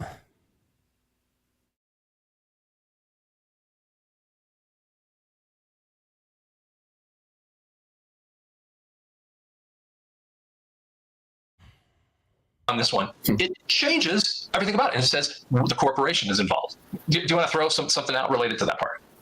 Well, too, I'm not going to back down from this either, because I just find myself as a motivator too, because we need you to be upset from the standpoint of they did this not in mine and your lifetime, right? So it's nothing that is our fault, right? It would have been our ancestors in a different manner. This is why it's ever so key to know what you can know about legislation, representatives. We said this in the pre-show. I said, I tell people all the time, the key word of representative is represent. They represent us. All right. We already pay Congress. Why does my dad in Alabama get a freaking letter from a congressman in Colorado wanting money? All right. They already get paid, first off. All right? They already get paid $175,000 a year. All right. And that's their job. Because he's on some type of mailing list.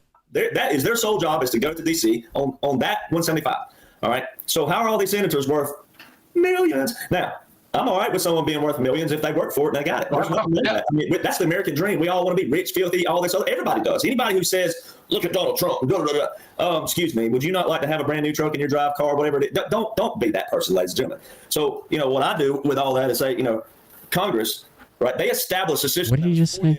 That person, ladies and gentlemen. Anybody who says, look at Donald Trump, excuse me, would you not like to have a brand new truck in your drive car, whatever it is? Don't be that person. Okay, so we're allowed to call out, like, look, these Congress people already paid, and they're asking for funds for re-election, but don't talk about Donald Trump, okay? Don't be that guy. Yes, he's a billionaire, and he asked for funds for his re-election. Don't be that guy. We all like new stuff. So a congressman can do it, but a congressman can't do it, but Donald Trump can. Very weird. Person, ladies and gentlemen. So, what I do with all that is say, Congress, right, they established a system that was for them, and the people started I hear it all. I've heard it my whole life. If I'm 41 years old and I've heard it, I know anybody over me has definitely heard it. You've heard people say, that's Congress's job. Well, I'll just let Congress do that. That's what they get paid to do. That is why we're in the situation we're in, is because people quit being you and I, going, hey, like Mr. Smith Goes to Washington. I mean, here's one of the most iconic actors of all time in a movie called Mr. Smith Goes to Washington, playing the part of a congressman who wanted to break down every bill and all the other kinds. Hey, Sonny, boy, that ain't how we do that up here. We take them all, we put them all together. You may get 3 one time, we get 2. Ladies and gentlemen, that was 1938. That movie was telling people, this is how Congress does. So they established this system for all politicians beg for money for re-election. You think they want to spend their own money? No, I mean, Donald Trump got paid too. Donald Trump's a billionaire. Change all the words for them, right? And lawyers do this, not all, but there's been some lawyers in the South recently who've been busted because they'd take the law and they would get people, especially people who were not educated at any standard. We're talking about people who didn't even go to, maybe not even finish high school. All right, and they'd change a couple of words right then, and they would explain it, and it would be a word like that. That's the Constitution for the United States, the Constitution of the United States. No one even heard that little thing in there. And it would be something like that in law where it would say something about their land, all right? And it would just be 1 or 2 little words, but they'd sign it. And they didn't do it initially. They waited a while. But then they wait 5, 6 years or 10, whatever. And then, you signed this, though, way back here. And it says, this land is not yours. It belongs to so-and-so. Right. Yeah, that happens all the time down here in the South. Lawyers going out and changing words in documents so they own your land. They would take people all the time. They're busting lawyers left and right for doing that down here, especially to black people. So a lot of black people are finding out that their land. Why black people, Derek?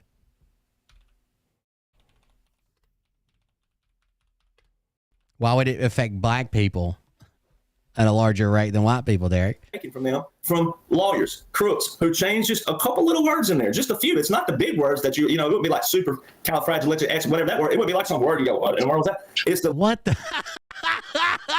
They're changing little words, not big words. You'd notice the big words, whatever that word is. It'd be like the, for.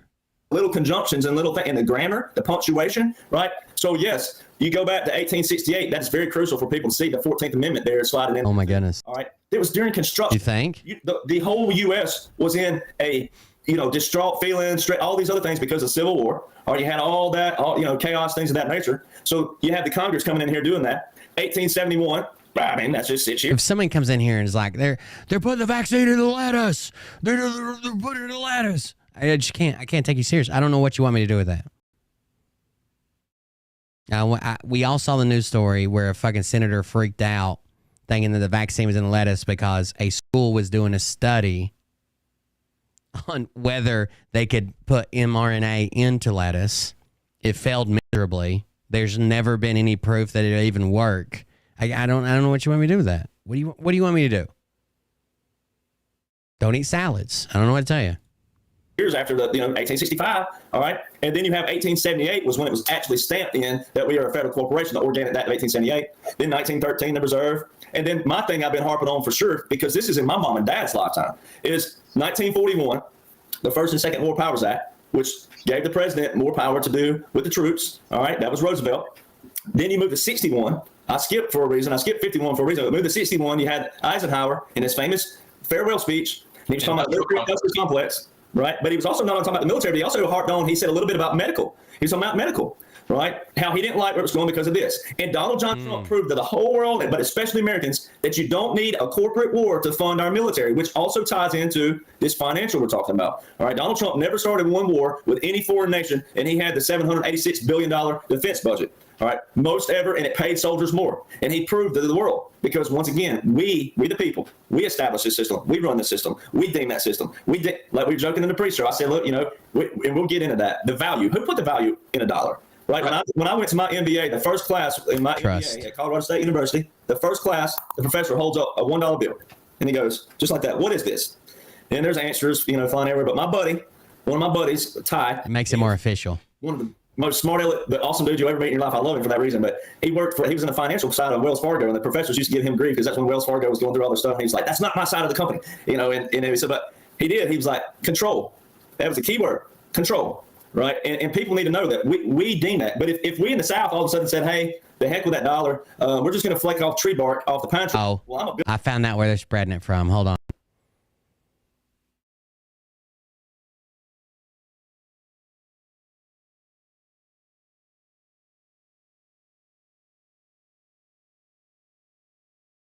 In a show dedicated to COVID and election fraud conspiracies, Michael Flynn yesterday brings up an article he read that the deep state medical establishment is planning to secretly put COVID vaccines in salad dressings. Seems legit. Mike Flynn thinks they might be putting the COVID vaccine in your salad dressing. But conspiracy grift is a double-edged sword. 1 minute, you're calling out the devil for doing his work through condiments. The next, you're being called the devil himself.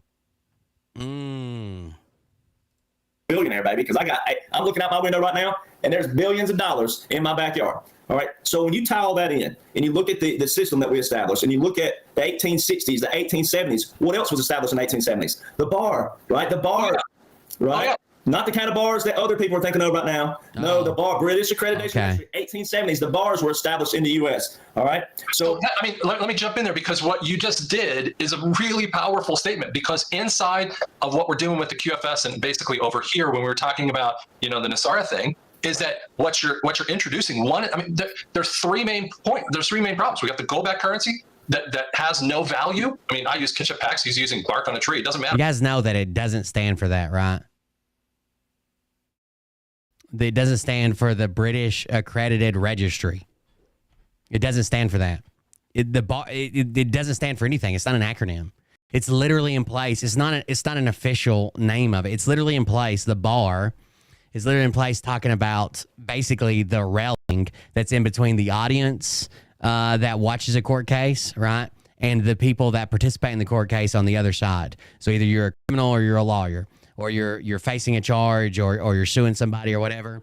And it's the test to pass that railing, the test to pass that bar. As long as it's an accepted, allowed point of utilizing credit. So we're talking about a transfer of money from one to another, okay? And then you have the secondary point that it does kind of come from the English, because I think they call them barristers, right? And they used to in the UK, and that was shortened to bar. He's bringing up with this is that they keep changing definitions points. And lastly, he's bringing up the British Accreditation Registry. Why do the Brits get to come in and tell lawyers what to do? It's for this change over because we don't like what that says, and we want it to be something different. And by the way, do you know that NESARA actually talks about killing off the bar and retraining people in constitutional-based mechanics of how we should be doing this stuff? Because one of the things, I always say this all the time, instead of Derek and I arguing on the 14th Amendment, which we could do that in a court of law, we argue upon precedent. So Derek might bring up as lawyer A, he says, well, in 1976, Judge XYZ had the precedent to answer on that case. And then Scott goes, well, yeah, but 1984, he answered on this one. And now we're arguing a precedent of a judge instead of saying, yeah, but what if their interpretations were full on wrong? And the answer is they all are. And we're going back into what constitutional law is, and no more precedent. Back to the Constitution, guys. And the other thing, too, is that when you look at 1941, 61, then back up to 51, President Trump's been harping on this big time. He said, when I'm back as president, because there's certain things you can do as president, ladies and gentlemen, you can't do as commander-in-chief, and vice versa. Right? So, well, they're the same person you're wrong, Derek. He's at the same time, always. Not president anymore. Ladies and gentlemen, the Supreme Court separated certain things in 2016 with the Military Justice Act, and then President documents can extend his power. Show us. Just show us where the Supreme Court said, people have asked you this over and over and over and over. You throw a fucking hissy fit. This is the question that sets you off to where you went screaming and crying and cussing and shit on every video this has ever been brought up on. Most recently on Twitter Spaces. Show me where it says that the commander-in-chief and the president are two different people. Show me. President, but because we're in a military occupation, he'd be acting as commander-in-chief, not so much as a president. It's probably that Paul Newman son of a bitch. If anybody's fucking with our dressing.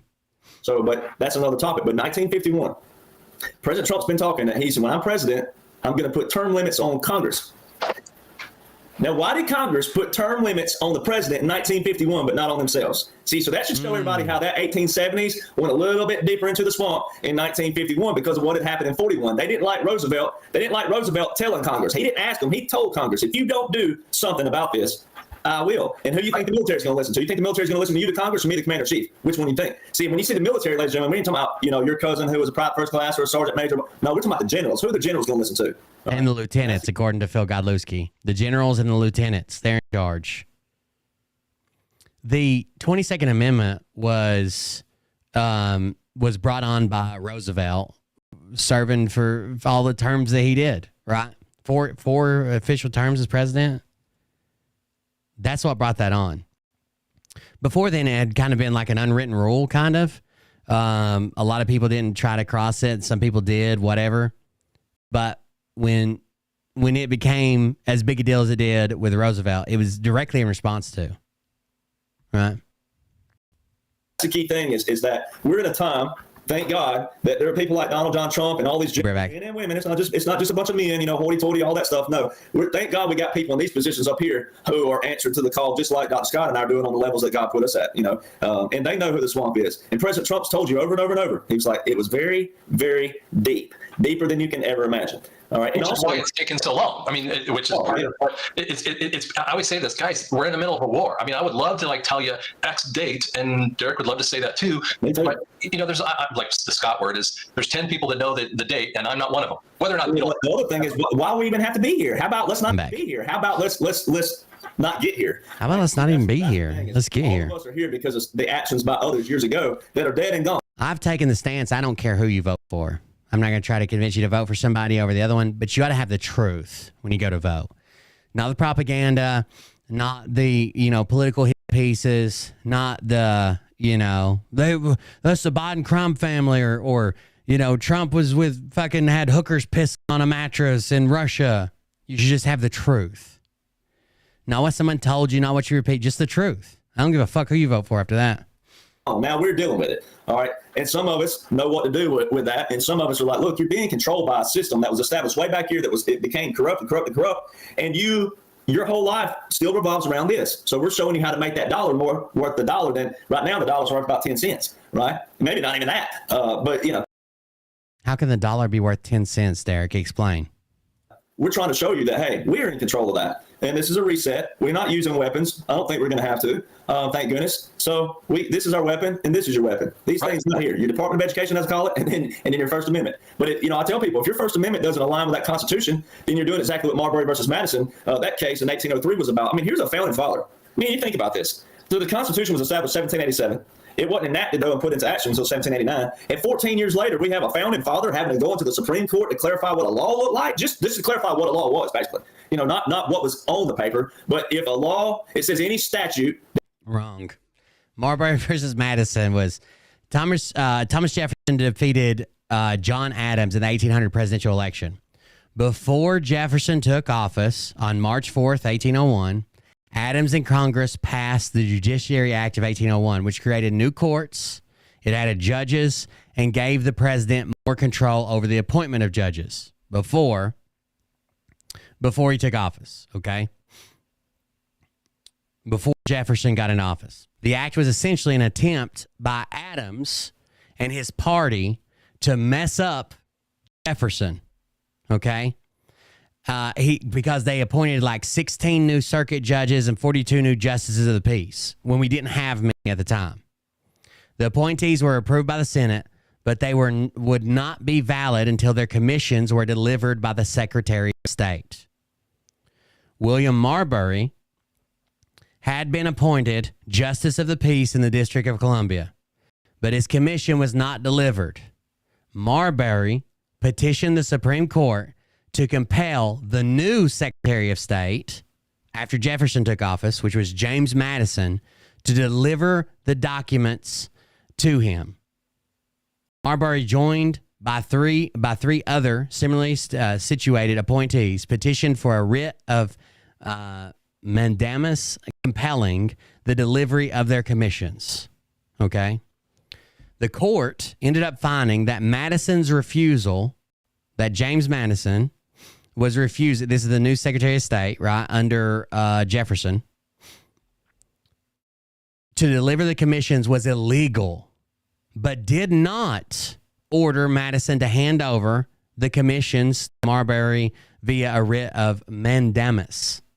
Instead, the court held that the provision of the Judiciary Act of 1789 enabling Marbury to bring his claim to the Supreme Court was itself unconstitutional. So they said, hey, this is illegal, not giving him his commissioning. But instead of making you give him his commission, we're actually looking at the provision in the Judiciary Act of 1789 that allowed you to bring this claim to us. Well, how did you bring this claim over you not getting something the previous administration promised you from the current administration? How did you even bring that to the Supreme Court? Because it purported to extend the court's original jurisdiction beyond Article 3, Section 2. So basically, this is why you can't go to the Supreme Court. You can't just go to the Supreme Court for anything, right? They decide what's constitutional, what's unconstitutional. Marshall expanded that a writ of mandamus was the proper way to seek a remedy, but concluded the court could not issue it. Marshall reasoned that the Judiciary Act of 1789 conflicted with the Constitution. Congress did not have power to modify the Constitution through regular legislation because supremacy clause places the Constitution before the laws. Congress cannot modify the Constitution through regular passing of laws, right? Because the supremacy clause comes before all the laws. So you couldn't put the supremacy clause in the Constitution, that is the supreme law of the land, and then years later pass a law that goes against the Constitution in some way because the Constitution came first. In so holding, Marshall established the principle of judicial review, the power to declare a law unconstitutional. This is basically how the Supreme Court got its start and what it does. Supremacy or judicial review, the power to declare a law unconstitutional. That looks like a law that doesn't support the Constitution is null and void. So think about all the null and void stuff we have on paper, like you were just saying. You know, we have a law that'll be back in like 17, well, we'll do it like 1917. And I'll be like, well, my lawyer being, well, it says right here, so Dr. Scott's over here arguing something in 1984, but we say that it was a judgment by a judge in two different eras. All right. And both of those may have been wrong versus the Constitution. Correct. That's what we're saying. Yeah. And I think when we start to see, you know, they look at previous rulings and how it's settled. That's how we establish the law. Technically, our legal system should get better and better and better and better. Just like when we read like Phil's court documents or whoever's court documents, and it talked about previous court cases. They look at those court cases, what happened in those court cases, and why the rulings were made the way they were made to reinforce their current rulings. And then every once in a while, something will change. Times will change, or the meaning of a word will change, or the acceptable behavior of regular people will change, and that stuff will go up through the Court of Appeals or whatever, and laws will be changed. Now, it's about the elections, and I can't really say that on YouTube that much, but it's about that. It's about the fraud nature of that. It's about the nature of dealing with a legal situation, and we're talking also about, you know, the executive orders. We're trying to do it legally, and we're also dealing with stuff in the World Court, which is part of the JASARA BRICS information. That you have to have the World Court getting involved with this too, and which means the World Court and BRICS, and you have to do it legally with that too. And I love how they preach Constitution, Constitution, Constitution, Constitution, World Court, BRICS system. What, you're just going to let the World Court decide is the World Court in the Constitution? Is that something I missed when I read it? Or did they pass a law that goes against the Constitution for the World Court? Because seems like Marbury versus Madison would clear that up as well. I think that's where that point comes in. That's why it took so long as well, though, because everything has to be done lawfully. It has to be recorded. And that way, when our President Trump said it January 2021, he said, your great-grandchildren will be talking. Says that the president, which is less than a law, an executive order is less than a law. That's why it's so easily abolished, right? The next guy can just write it out. That Donald Trump suspended the Constitution through an EO, but a law passed by legislation can't violate or go against the Constitution. About this. Very strange. So, ladies and gentlemen, he's not just talking about MAGA and we had a great 4, 10 years, 12 years. No, he's talking about all the stuff you're seeing on paper. Because just like the executive orders, all right, when you go to the training documents for the Army, the training docs, they call it TRADOC, but you go to that, and I have all those links up on my pages, but you can Google that, TRADOC, but you have to know what you're Googling, the specific one I'm talking about. It shows how the military pairs with the federal government and what the military looks at. So executive orders, right, well, by the president, so the commander-in-chief. And what? Oh, if you go to TRADOC, it shows how the military pairs with the government. Executive order, an order. Military works on orders, right, and regulations, and we have our own laws in the military. But when you look at those 11 executive orders with national emergencies, and I had a great question came in a couple weeks ago. A guy said, "Is it the executive order that expires or the national emergency?" It's the national emergency that has a 3-year clause. Right. And you try to explain this to people. I said, "Ladies and gentlemen, do you realize there's still a national emergency open from 1979?" Ladies and gentlemen, then we just erased. Well, wait a second. You said that if Congress doesn't address it and end the national emergency, you use this as some type of proof that Donald Trump was still president. If there's a national emergency that hasn't been addressed since 1979, wouldn't that be Donald Trump was never president? The word what emergency is, right? That should show the corporation in itself, that one. All right. Now, President Trump's the first president to terminate a national emergency. All right. So they're going to be terminated. All right. But those 11 that he issued, why would Joe Biden extend 11 executive orders with 11 national emergencies for 3 years in a row? They're past the 2-year clause. All right. And you can go to because this shit's still going on, right? Why? You can't tell me that Joe Biden, in his head, he knows we used foreign assets. According to Derek Johnson, we used foreign assets to cheat and steal the election. So right now, all I have to do is not sign this, and 13848 goes away. But instead, I'm going to sign it just because I can. This is so fucking stupid. If anything, that tells me he doesn't have a care in the fucking world about 13848 or any other EO. He didn't even have to do anything. Just not sign it. They wouldn't have even brought him the paper. It wouldn't have appeared on his desk. 50 U.S. Code, Section 1621, and read that. All right, it has to have a joint resolution by Congress or the president, both, or the president, the one who established it, terminates it. Why would Joe Biden extend the executive order 13848? I mean, there it is. Especially which we said we can't talk much about that topic, but the draw point, right? And then you have the funding of a certain military across seas. I don't know what all we can say with it because I get banned on Facebook for saying one word to do with the This guy's office looks so miserable. He's going to start a pistol one day. Country way over there. I hope you're making a lot of money to offset this environment you live in, bro. But why would he extend those? If you put Donald cubicle Trump and Joe Biden side by side, especially all of us that's known our whole life who Joe Biden is as a senator and a vice president, you put them in columns and you put their commonalities. All right, we're not talking about like what they do outside of law and business, but you have to. The only thing you're going to get is older and white. That's it. You ain't going to get anything else. They have nothing in common. What do they have? They have nothing in common. All right. Well, one of the things I remember studying, and I got some kind of inside information, is that in 2019. They were, the cabal, we're not talking about, Republican, Democrat. They were given Joe Biden. They were told, this is who you have to foist. And a guy who gets fifth in Massachusetts, didn't he get something like that? I mean, it's just, he's not even his own party. And this is the most corrupt person you can come up with. I mean, we're not talking, and he was dumb. I mean, there's all. Wait, that was Hillary, remember? If people just go back and watch the Clarence Thomas trial, and his comment there, it don't even make sense what he says at the end of it. And Clarence has a new documentary you can watch out. And they asked him that. They asked him, said, do you know what he said there? And he was like, and he quoted, he said, and I quote, he said, I still don't know what the hell he said. Right, and but you can go back and he, even in the late 70s, early 80s, I can't remember exact time frame, he does a speech and it's word for word of a British speech, and on and on. I mean, he fakes, he's supposedly a professor. He's known for plagiarism.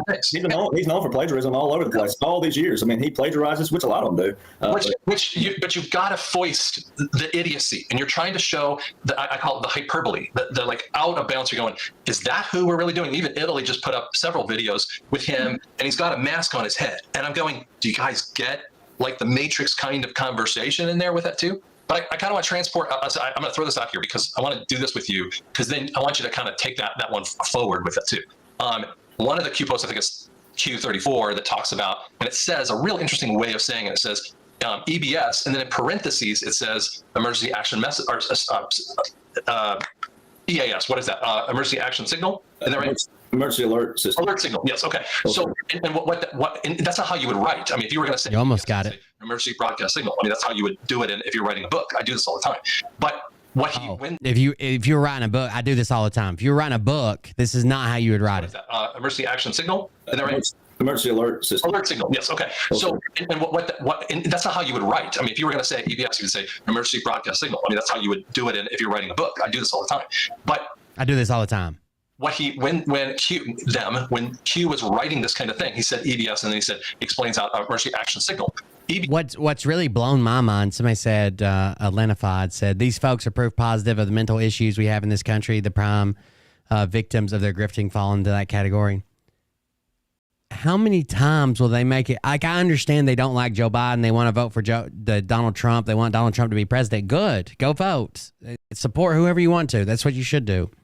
But how many times are you going to make excuses for the conspiracy theory that you're just fucking right? Like, we're almost to the election, dude. This predicted that Joe Biden would never be inaugurated. He'd never take office. He'd never be in the White House. Never. And now we are 4 years later saying, well, I bet you there won't be elections. And Phil's now telling people there'll be elections, but you'll see why that Joe Biden won't be involved. He won't be running. How close do we have to get? And you keep making excuses. What excuse is going to happen after the elections happen? EBS was created by Kennedy. It was to override the broadcast so that they could tell people about national major emergency points. It then flipped over in the 80s, 90s, more in the 90s to an emergency action message that was more updated to be able to get that. And then we have the EAS, which comes into the more natural state. And by the way, I'm getting them on my phone all the time. I mean, they're coming everywhere. And that can go over, the cell phone carriers to do that. So why would you bring out an emergency situation in relation to what you're talking about with the executive orders? When you were talking about the executive orders being, emergency or national emergency kind of points with that. Well, that goes back to how are they going to, President Trump, everything that he has said has, I mean, no matter if you're someone of any common sense, even if you're on the opposite side of the aisle than myself, from what I've always, voted my whole life as a conservative, but anybody can go, everything that man has said. I had a lot of qualifiers, and it sounds like he's a little self-conscious. Well, if you're anybody other than what I am, that I've been my whole life, that I've always voted that way, and I've always been a conservative, regardless of what everything else.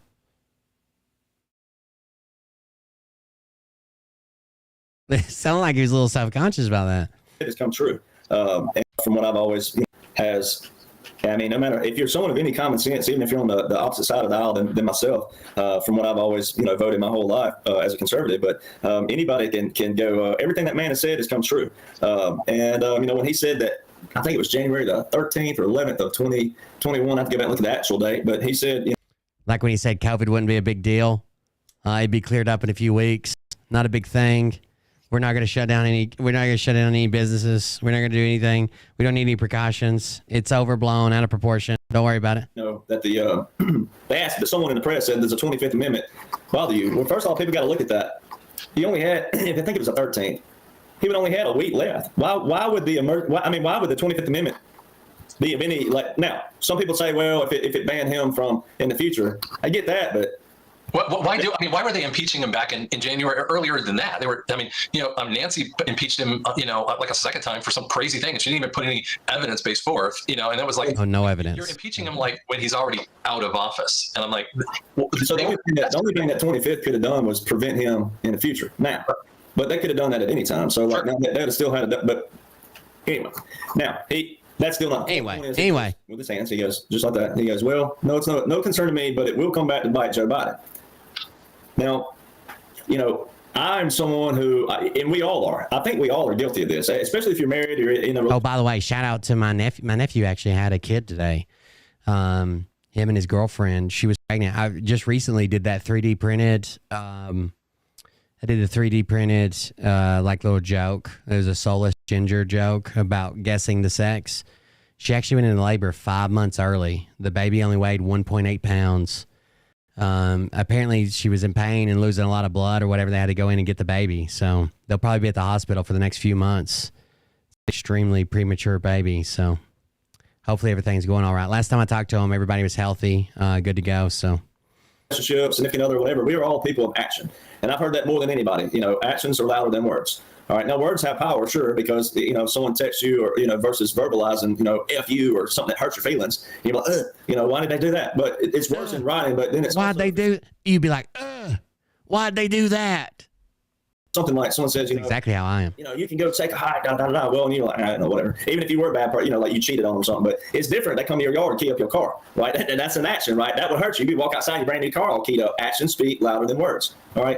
So my thing with President Trump is from day one, and we're talking about day one off that escalator, all right? But you could really argue some of his tweets before then. Even in 2014 and 2013, he was tweeting General Patton comments. And I mean, so you can really go back to right around 2012 and work your way up. Now, that's when I was kind of told that they were really starting to really plant the generals and different people.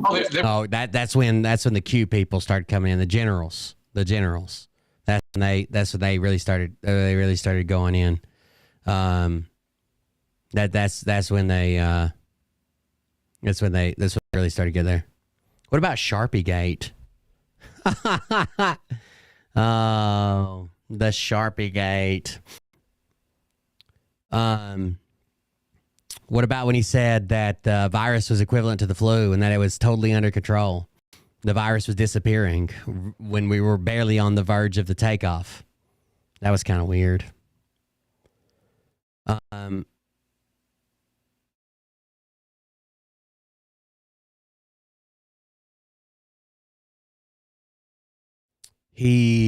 looking at some stuff right now. Unwilling to admit the error. So here's this. It says, Trump tweeted in 2019 that Alabama was one of the states at the greatest risk from Hurricane Doreen, then had been initially forecast. The Federal Weather Office in Birmingham then tweeted that actually Alabama would be unaffected by the storm. Not great, but fixable. Fixable fast with simple White House correction. Trump, however, is so unwilling to admit error that he embarked on an increasingly farcical campaign to prove that his incorrect Alabama tweet was actually correct, eventually showcasing a hurricane map that was crudely altered with a Sharpie.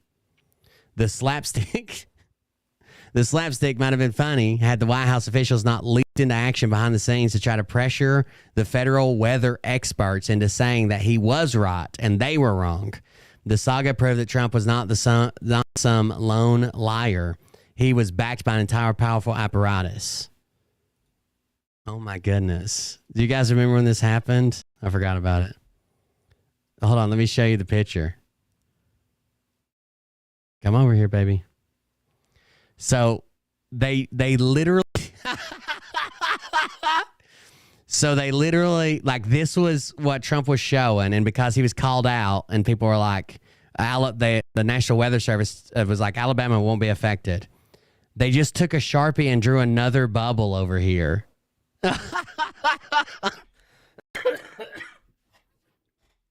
They just drew another bubble. There you go. Oh, man. The most ridiculous lie. When I emailed the Boy Scouts of America in 2017 about Trump's claim that the head of the Boy Scouts had called him to say that his bizarrely political address to the Scouts National Jamboree was the greatest speech that was ever made to them, I didn't expect a reply. One of the hardest things about fact-checking Trump was that a lot of people he lied about did not think it was in their interest to be quoted publicly, contradicting a eventual president.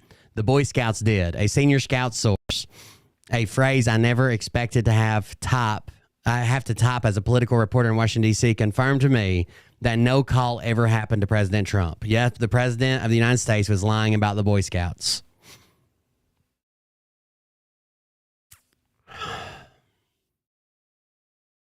The trade deficit with China used to be $500 billion. Trump, an incorrigible exaggerator, rarely chose to use an accurate number when he could instead use an inaccurate, bigger number. So he said well over 100 times that before his presidency, the U.S. for years had a $500 billion annual trade deficit with China, though the actual pre-Trump deficit never even reached $400 billion. Trump made versions of the $500 billion claim so many times that it became almost physically painful for me to fact check it anymore. The burly crying men who had never cried before. They were almost always male. They were almost always large. They were almost always blue collar. And according to the president, they kept walking up to him crying tears of gratitude, even though they had almost always not previously cried for years. Trump's series of tears stories, which sometimes doubled as Sir stories, helped me understand his lying as a kind of performance art. The stories were oddly grandiose, like something you'd hear from two-bit foreign strongman. They were also pure shtick. Trump was like a touring stand-up comic refining and reusing his favorite dishonesty bits until they stopped working for him. I want to hear the series of... Hold on, let's pull this one up. More detail. Something remarkable happened according to Donald Trump. When Donald Trump arrived at his campaign rally in Evansville, Indiana last week, 9 minors greeted him backstage. They were tough guys, seriously tough cookies. Men he wouldn't want to fight, but 8 of the 9 were crying. They were crying out of happiness, Trump said, because they're back. 8 days later on Friday, the U.S. president spoke to a campaign fundraiser in Fargo, North Dakota. Another moving moment in his telling occurred when he was walking into the room. A strong man came up to me, tough kind of guy, and said, "I want to thank you, Mr. President, for saving our country." And he had tears coming down his eyes, Trump said. This wasn't just a statement because he had tears coming down, unless he was a real wise guy, but he had tears coming down his eyes. Trump flew from North Dakota to South Dakota. There, he repeated the story from the 8 days prior in Indiana, almost word for word about how he had encountered 9 men, 8 of whom were crying. But there was something odd about this version. This time, 9 men were steel workers, not miners. And the encounter happened at the opening of one of the big plants, the United States Steel, not backstage in an Indiana rally. Trump tells a lot of stories about his private interactions with people. Many of these stories are widely seen as dubious, and some of them have been shown to be lies. But most of them are carefully constructed so that they are difficult to conclusively prove fictional. So although Trump is a serial liar, we can't say for sure he is making all of these stories up. We can say that he is making some of them up, but about the others, we can say that a curious number of people sure seem to be bursting into grateful tears in Trump's presence. The crying characters in Trump's stories tend to share these characteristics. They're all male, they are tough or strong, and they do not have names. But Trump's telling, the waterworks began early in his presidency. In May of 2017, he told CBS about what happened when he let the head of a major company visit the Oval Office. I said, "Have you been to the White House before?" "Yes, 51 times. I said, "Oh, good. So you've been to the Oval Office?" "No, I was never brought to the Oval Office." I said, "Come on, I'll bring you to the Oval Office." The person came to the Oval Office and started to cry, he said. This is a tough person, by the way. Came in the Oval Office and started to cry. In January 2018, Trump told an American Farm Bureau convention that farmers had approached him crying after he signed an executive order to ease an Obama-era water regulation many farmers opposed. Men that were tough and strong, women that were tough and strong. They'd see me, they have tears coming down their eyes because I gave them back their property. I gave them back their farms, he said.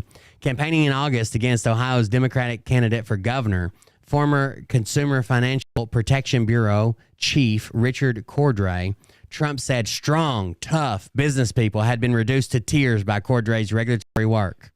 I have to say that people were coming up to me, strong people, tough people with businesses that were 100 years old, people that were pillars of their community, and they had tears in their eyes. What Cordray was doing, he was putting them out of business, Trump said. After North Korea dictator Kim Jong-un agreed to return to the remains of U.S. soldiers killed in the Korean War, Trump began claiming that multiple parents of Korean War soldiers had approached him on the campaign trail to beg him to make this happen. When it was noted that these parents would be more than 100 years old, Trump changed the story to claim that it was the children of the soldiers, not the parents, who had approached him. Well, that was convenient. He added tears to this new version. People would come to me with tears in their eyes, he said, and say, "Would it be possible to get the remains of our father?" There are some examples, of course, of people actually crying around or about Trump. When Trump gave a July speech at the U.S. steel plant, his tariffs have helped. One steel worker indeed became teary In a television interview, Trump was not satisfied with one. We had an audience of steelworkers, some of the roughest, toughest people you've ever seen. And half of them had tears coming down their faces. He said the next day, though, that did not happen.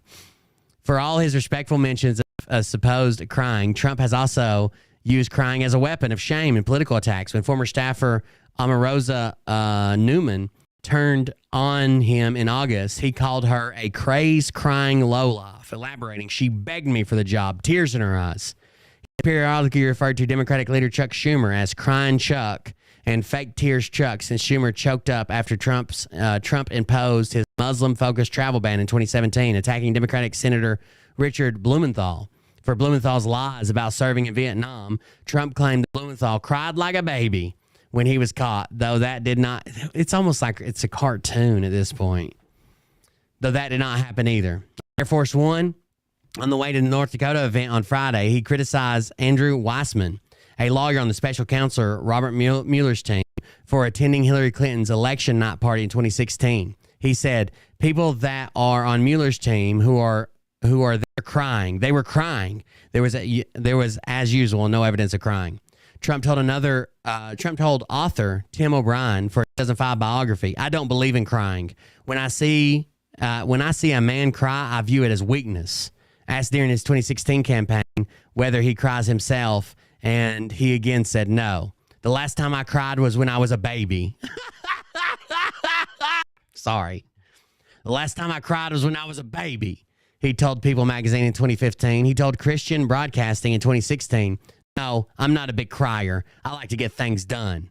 He concluded, but I know people like that. I know plenty of people that cry. They're very good people, tough people, strong people. I just don't cry unless I'm a baby. Yeah. And so, you know, and it would have required DeSantis, yeah, for the endorsement. That was more recent than that article, I think. But yeah, you're right. Every operation, and so you have operations and you have missions under that, right? Well, every mission doesn't go exactly as planned, ladies and gentlemen. But I guarantee you one thing: if anybody knows anything about planning, crying like a little baby. A, B, C, D, E, F, G, it's the military, because we learn these things called flank. Like you go this way and it don't. Yeah, he's real bad about money. Exaggerating how much he's worth, what he owns, what he has. You're right, Jilly's mom. Or you pull back. There's a lot of things you can do in the military. But President Trump's words, so that 25th Amendment. Now, the other thing they showed everybody, which is very key, is on January 20, 2021. They had to have something that day, because there's still going to be people show up to D.C. thinking there's an inauguration. So they knew that. There was an inauguration. We watched it. They knew people were going to go drive to D.C. because people were Biden supporters and Democrats and liberals and fascists and socialists, and they wanted to see their boy get in. So they had to do something visually for those people. Okay. The broadcast and then what was seen that day are two different things. All right. So wrong. Two different days. You know, I had people there that I served in the military with, that I still talk to on a regular basis, that were called up through their National Guard units to perform security around that area. One of the big claims at the time was like, oh, it was, you know, if you watch the broadcast, it was sunny. But if you look at the news, the National Guard, they were complaining about how cold it was, and it was snowing. It was snowing that morning. When I talked to a guy that morning about, he kind of led on that they were going to be doing something big before they called all the National Guard up there, right? But he couldn't really say what it was. And then when I finally talked to him, I think it was the day before the inauguration, he was talking about it. And I talked to him the morning of the inauguration. It was fucking spitting snow. It was nasty out. But even though it was spitting snow and felt like shit and it was cold as hell, the sun was still shining. The sun does not mean hot, right? We have sun in winter too. It doesn't mean hot.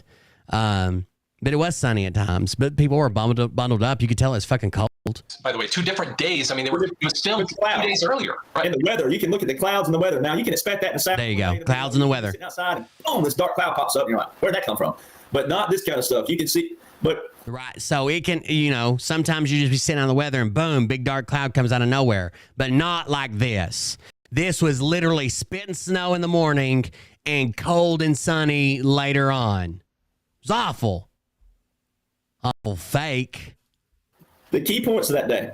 It's so crucial, and I still point it out, because I had a sergeant that told me, he gave me permission, but I mean, this was long before I went viral. He's like, dude, you have a voice, you have a platform. I had a music platform. He was like, you need to use that for veterans and things of that nature.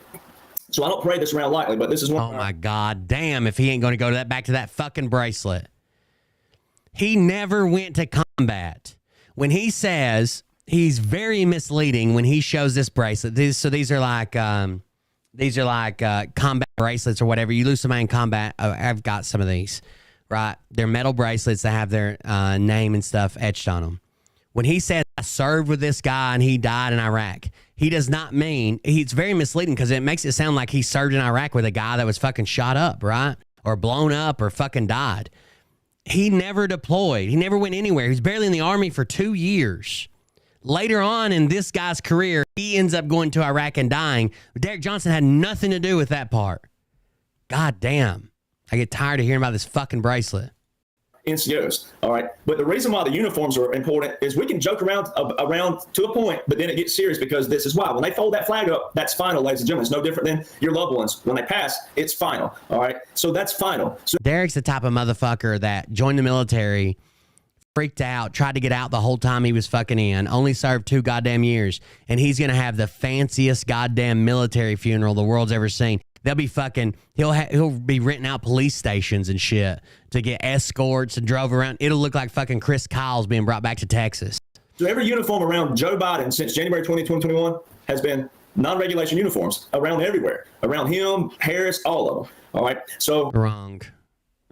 One of the biggest things he points to is a guy's hat who blew off. You know, there's a debate out there, do we salute vice presidents or not? Well, someone showed me an article that it's something off the public health of commission officers that said that we salute vice presidents and foreign leaders. We never did. We only saluted the commander. How many times did you fucking run into the president and vice president, you fucking retard? You were at fucking Fort Irwin. What the fuck did you do? Never seen it. Now, once again, because we never did. Put that aside. That one thing, even if we did and I didn't know it, I've never seen that in regulations. All right, so whatever. You just said someone showed it to you in regulations. I'm wrong about that, great, but I'm not wrong about everything else because it's still an optic.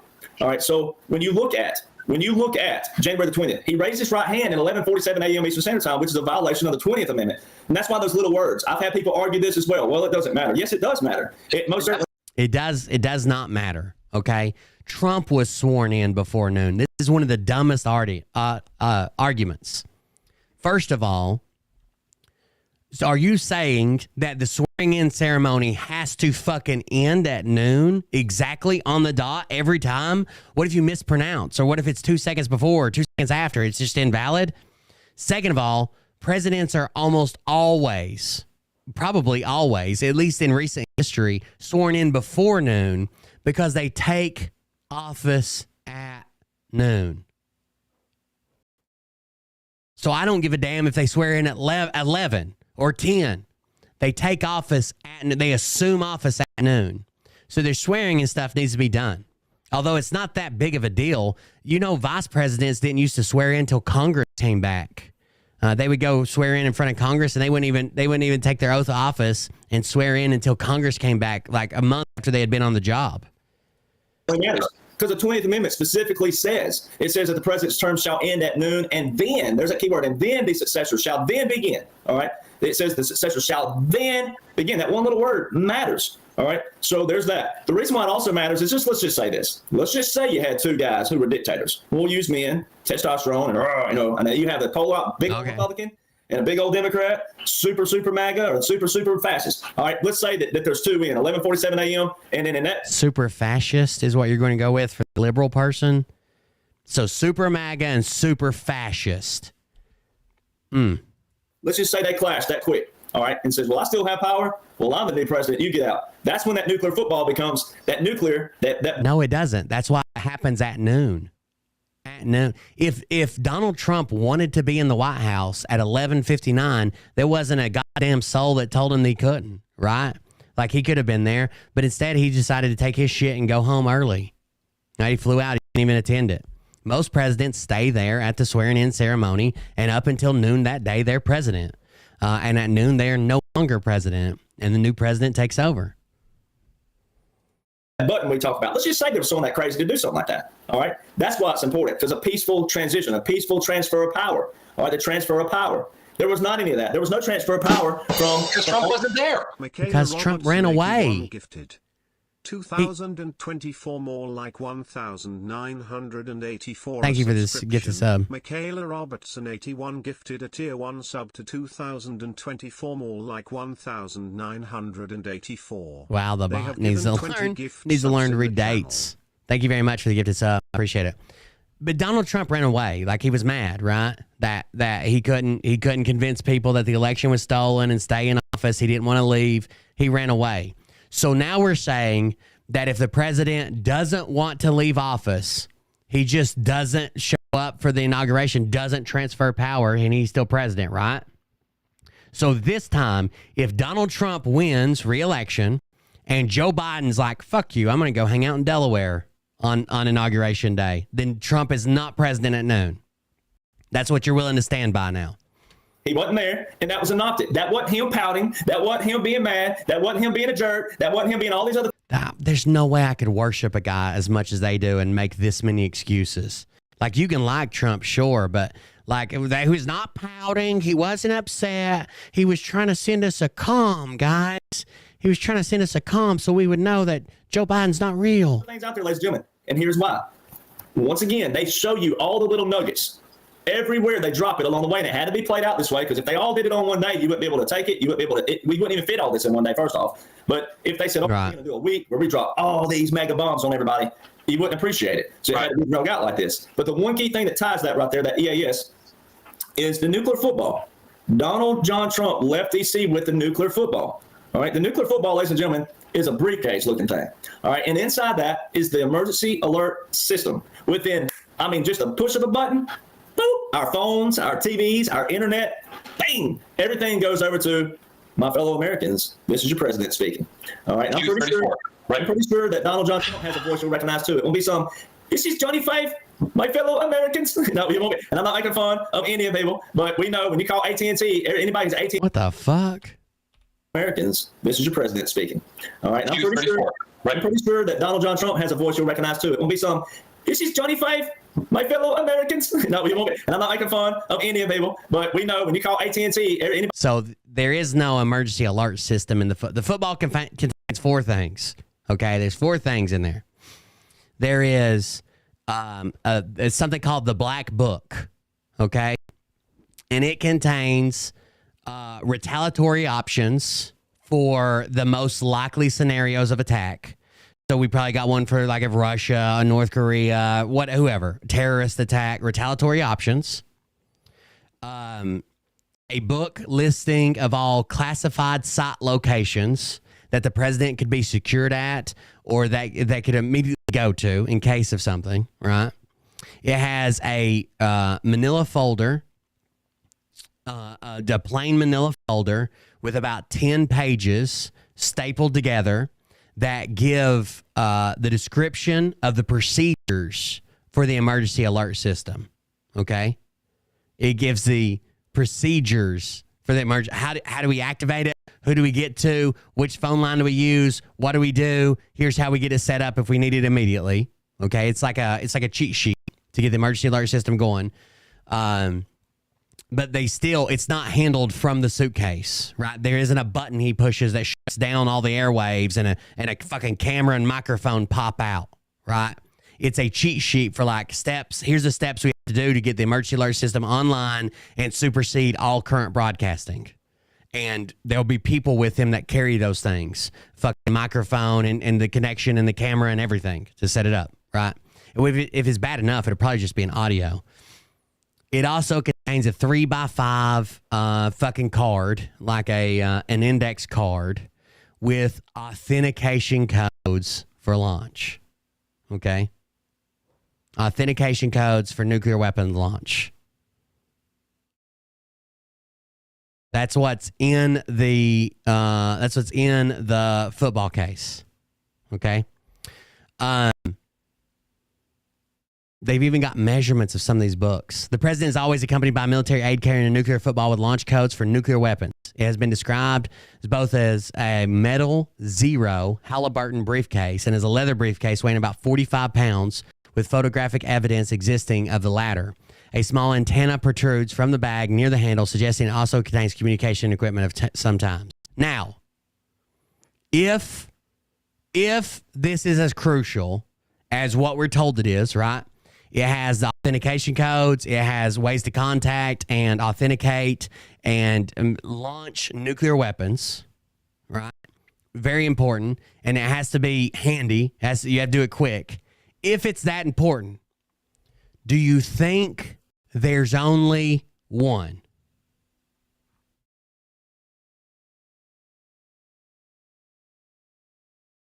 So the president just flies on a helicopter when he needs to go short distances and places where he doesn't want to land a plane. There's 4 of those helicopters, all on the flight line at all times, ready to go. If one gets taken out of service and is down for service, it's replaced to meet. There's 4 of those helicopters, and all that's for is him flying around places. Do you think there's just one nuclear football? Now, there's only one in use at any time. Sure. Do you think there's only one? Or do you think it's likely that there's probably multiples in case the antenna fucking breaks? Somebody goddamn drops it. It has to go down for maintenance, right? Somebody's got to update it and check it and make sure this is going on. There's probably more. And if there's more than one, there has to be a way to activate number 1 and deactivate number 2. Activate number 2 and deactivate number 1, right? So if there's more than one and there has to be a way to deactivate one and activate the other, I'm pretty sure they've probably thought this through of if he leaves here with the nuclear football and we have to give this capability to the new president just in case there's a chance that at 12:01 we get fucking attacked by someone, wouldn't there be a way to turn off 1 and power on 2 and say, hey, send us 1 back. You're no longer the president. Fucking idiots, dude. Anybody's AT&T or Verizon, you're like, man, I need to talk to something about my bill. Thank you for calling AT&T. This is Tony. So you're going to hear, my fellow Americans, this is whatever, however you do it. I'm not great at Donald Trump, but that's what that is, ladies and gentlemen. All right, now, the Q post does most certainly say that. Now, the other thing that's been showing up, and my buddy Kevin watches this, and I know he loves you and whatnot, but Kevin is a buddy of mine, and it's okay to say because he's not anymore, but he was a contractor, had clearance, level clearance. He was. Yes, there's always one at the White House, too. Military, but he was a contractor. Which just so happens to be Joe Biden was at.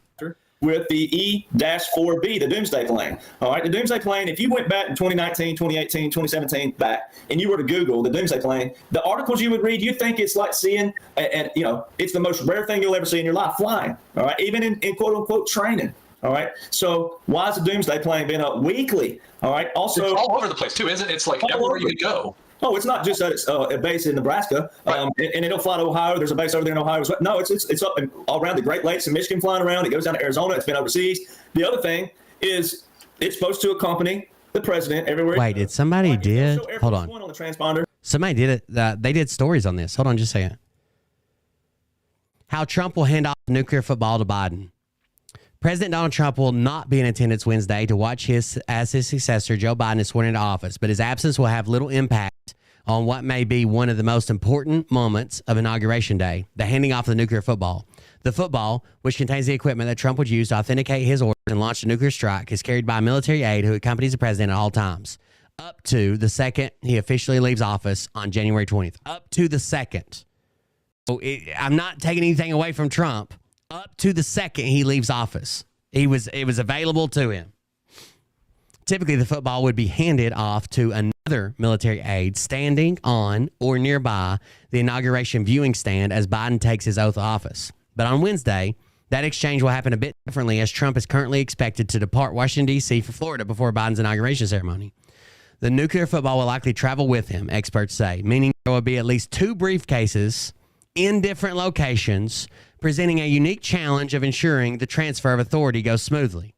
While that process may play out slightly different than it has in past years, there are safeguards in place to ensure a seamless transition of nuclear control from one president to the next, regardless of circumstance, according to Stephen Schwartz, a non-resident senior fellow at the Bulletin of the Atomic Scientists.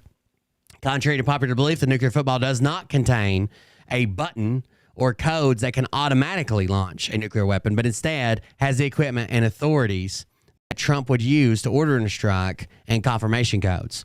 There are at least 3 to 4 identical footballs. One follows the president, one follows the vice president, which traditionally is set aside as the designated survivor at events like inaugurations and State of the Union addresses, according to Schwartz. On January 20th, the extra footballs will be out of town somewhere with their designees, just like Vice President Mike Pence's briefcase, unless the White House military office has prepared or already has on hand another backup for Biden, he told CNN. Additionally, the president is required to carry a plastic card known as the biscuit with him at all times. The biscuit contains alphanumeric codes that are used to positively identify the president, who maintains the sole legal authority to authorize a nuclear launch. The reason is explicitly laid out in the Constitution, which gives Trump complete authority over the U.S. nuclear arsenal up to the very second Biden is sworn in at noon on Wednesday.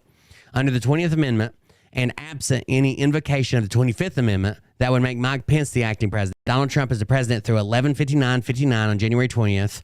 Up to that point in time, he has the sole legal authority to authorize the use of any and all U.S. nuclear arsenals, Schwartz said. If an aide with a football accompanies Trump on Air Force One to Florida, that aide will remove himself or herself from Trump's presence at noon and return to Washington, D.C. with the briefcase, he added.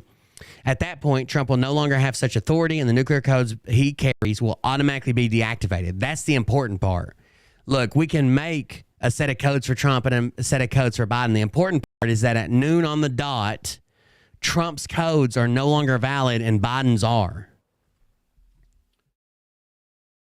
Meanwhile, Biden will automatically inherit the power to launch nuclear strike at exactly the same time. That means if Trump attempted to order a strike at 12:01 p.m. on Wednesday, the order would be considered illegal, and military commanders tasked with carrying out the launch are obligated to refuse. The transition of that authority is ensured by the fact that the codes Trump would use to authenticate his identity as president will become invalid at that time. Meanwhile, Biden will likely receive his biscuit on Wednesday morning when he and likely Vice President Kamala Harris are briefed on the process of initiating a nuclear strike. But their codes will not become active until noon on Wednesday. The easiest way to think about this is there's a seamless cutover as to which biscuit is valid at noon Wednesday, according to Vipin Narang, a nuclear policy expert professor at MIT. Biden's biscuit will not be valid until 11:59 at 11:59, and Trump's will not be valid at 12:01. Earlier this month, House Speaker Nancy Pelosi told House Democrats in a letter that she spoke with Chairman of the Joint Chiefs of Staff, General Mark Milley, to discuss Trump's access to the nuclear codes amid calls for the president to be removed from office after the violent pro-Trump mob stormed the U.S. Capitol. This morning, I spoke with the Chairman of the Joint Chiefs of Staff, Mark Milley, to discuss available precautions for preventing an unstable president from initiating military hostilities, accessing the launch codes, and ordering a nuclear strike, Pelosi wrote in a letter. The situation of this unhinged president could not be more dangerous, and we must do everything that we can to protect the American people from his unbalanced assault on our country and our democracy. After speaking with Milley, Pelosi told her caucus that she has gotten assurances there are safeguards in place in the event Trump wants to launch a nuclear weapon, according to multiple sources on a caucus call. Senior military officials say while the president has sole authority to launch nuclear weapons, he cannot do it alone. If an adversary were to launch a missile at the U.S., the president would immediately be on a classified communication network receiving minute-by-minute intelligence and recommendations on how to proceed. There are safeguards against the legal attacks ordered, whether it's nuclear or conventional. To be legal, orders must have a legitimate target, a clear military objective, and use proportional forces. The general who recently commanded strategic weapons and is now number 2 at the Pentagon is adamant the military will not follow illegal orders from any president, no matter who. If it's illegal, guess what's going to happen? I'm going to say, Mr. President, that's illegal. And guess what he's going to do? He's going to say, what would be legal? And we'll come up with the options, the mix of capabilities to respond to whatever the situation is. And that's the way it works. It's not that complicated, General John Houghton, the former commander of U.S. Strategic Command, said in 2017. If a president persists in pushing illegal orders, a military commander would have no option but to resign. If he continues to push illegal orders on you, that's the only thing, you guys. I'll resign. The next guy resign, the next guy resign, the next guy resign. But there's no obligation to pursue illegal orders. And they'll show the doomsday plane on the transponder, then they should show one of them following that Air Force One everywhere. Never been around it. And I have that on screen at the same day. Air Force One was up somewhere around Kansas or Colorado. And then you got the Doomsday plane down there flying in Arizona. Ladies and gentlemen, if they'll show both of them on the transponder at the same time, then they should show them together. And they don't. And you're not going to get around it anyway. There ain't no enemy aircraft. People say, well, what is he a doctor of? I was going to look it up earlier. What's he a doctor of? Q idiot. For security reasons. Ladies and gentlemen, you ain't getting around it even when you know it's coming to town. So little things. Q idiot. I was thinking the other day, we never did a Patreon show where we did around your house. Like that. And we were talking about. It's a form of a doomsday plane. There's one in the sky daily. There was 2 or 3 up night before last at one time. All right, so those are forms of doomsday planes. We have all these commands up in the sky. Those are for nuclear. What's President Trump talk about all the time? He's been bringing it back up again. They said I was going to start a nuclear war when I was in, before I got in. And then he says, I'll end and I'll prevent World War III. I'll prevent a nuclear. So, He's an audiologist. Sounds about right. But then again, there's not that many. When you look at even my numbers that follow me on all my platforms, it's somewhere like 600, 700,000, somewhere there, whatever that is. It doesn't, but you divide that by 332 million, that's not even 0.5%. Yeah. Right?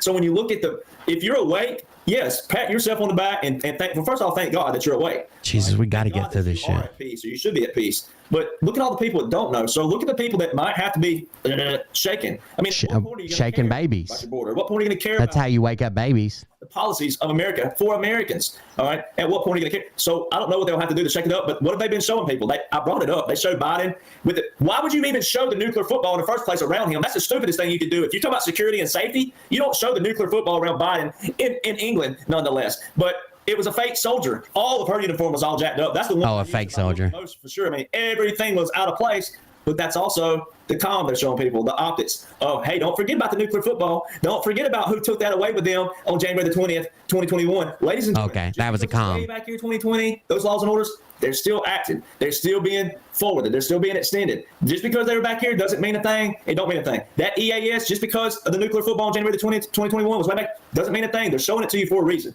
Looks like he's out of Oklahoma.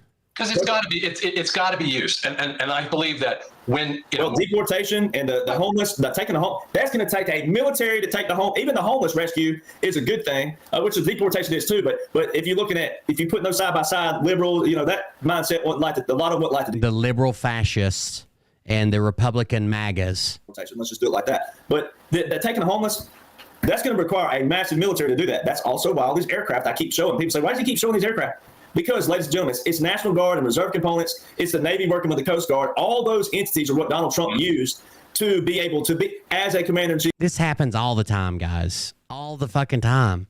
I don't know why he thinks this is so crazy that the National Guard's out fucking training. But as a president, especially, he used the National Guard, he used the reserve components, and he used the Coast Guard working with the Navy. And he can dodge a lot of the other things. I've had people ask me about the posse comitatus. Yeah, so Tulsa. He can You're get right. around a lot of things because that doesn't apply to the National Guard. It doesn't apply to the reserve components and Coast Guard. So, he was able to dodge a lot of things because of that. So all this makes sense. A lot of stuff. But these aircraft, a lot of these are helicopters. They're in cities like Nashville and Dallas, and a lot of them are up in. I think most people would agree that, let's say 4 years ago, and nothing to do with the presidents, but let's say 4 years ago, that the chance of some type of attack by a foreign adversary that's capable of reaching us with a missile, ICBM or some shit has probably increased. I know I've been seeing the sniffer up a lot, the nuclear sniffer, which is like a helicopter with certain devices that looks for the radiation signatures or whatever.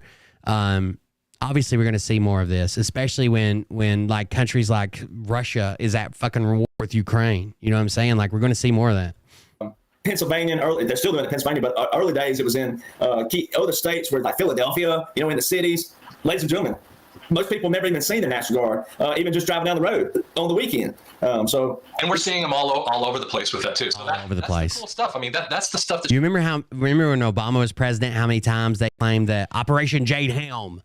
And all the National Guard's going down to the border, and they're going to do this. They're taking over Texas, and fuck, that shit's crazy. Get you excited in that kind of Operation Robin Sage over in North Carolina. God, they used to fucking eat that shit up.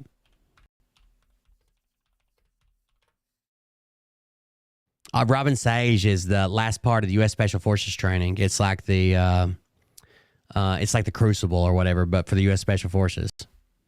And they do it out in North Carolina, just out in the middle of fucking like the community and shit. They warn people, but way. with that too. But I guess as we're kind of closing up here, was there anything else that you wanted to kind of address or bring up?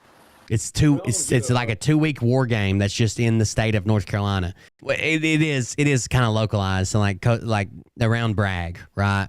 But still, it's out in the general public, which you'll see people with like BFAs and shit, blank fire adapters, like yellow thing on the end of their gun and shit. But they go out there and they just run and gun and shit. It's a big ass war game they're playing. Do the little breakdown that you do just for people explaining about like when you do with the mortgage and then how how certain people sign different things. I'm not going to say it. I'm going to let you do it. But okay.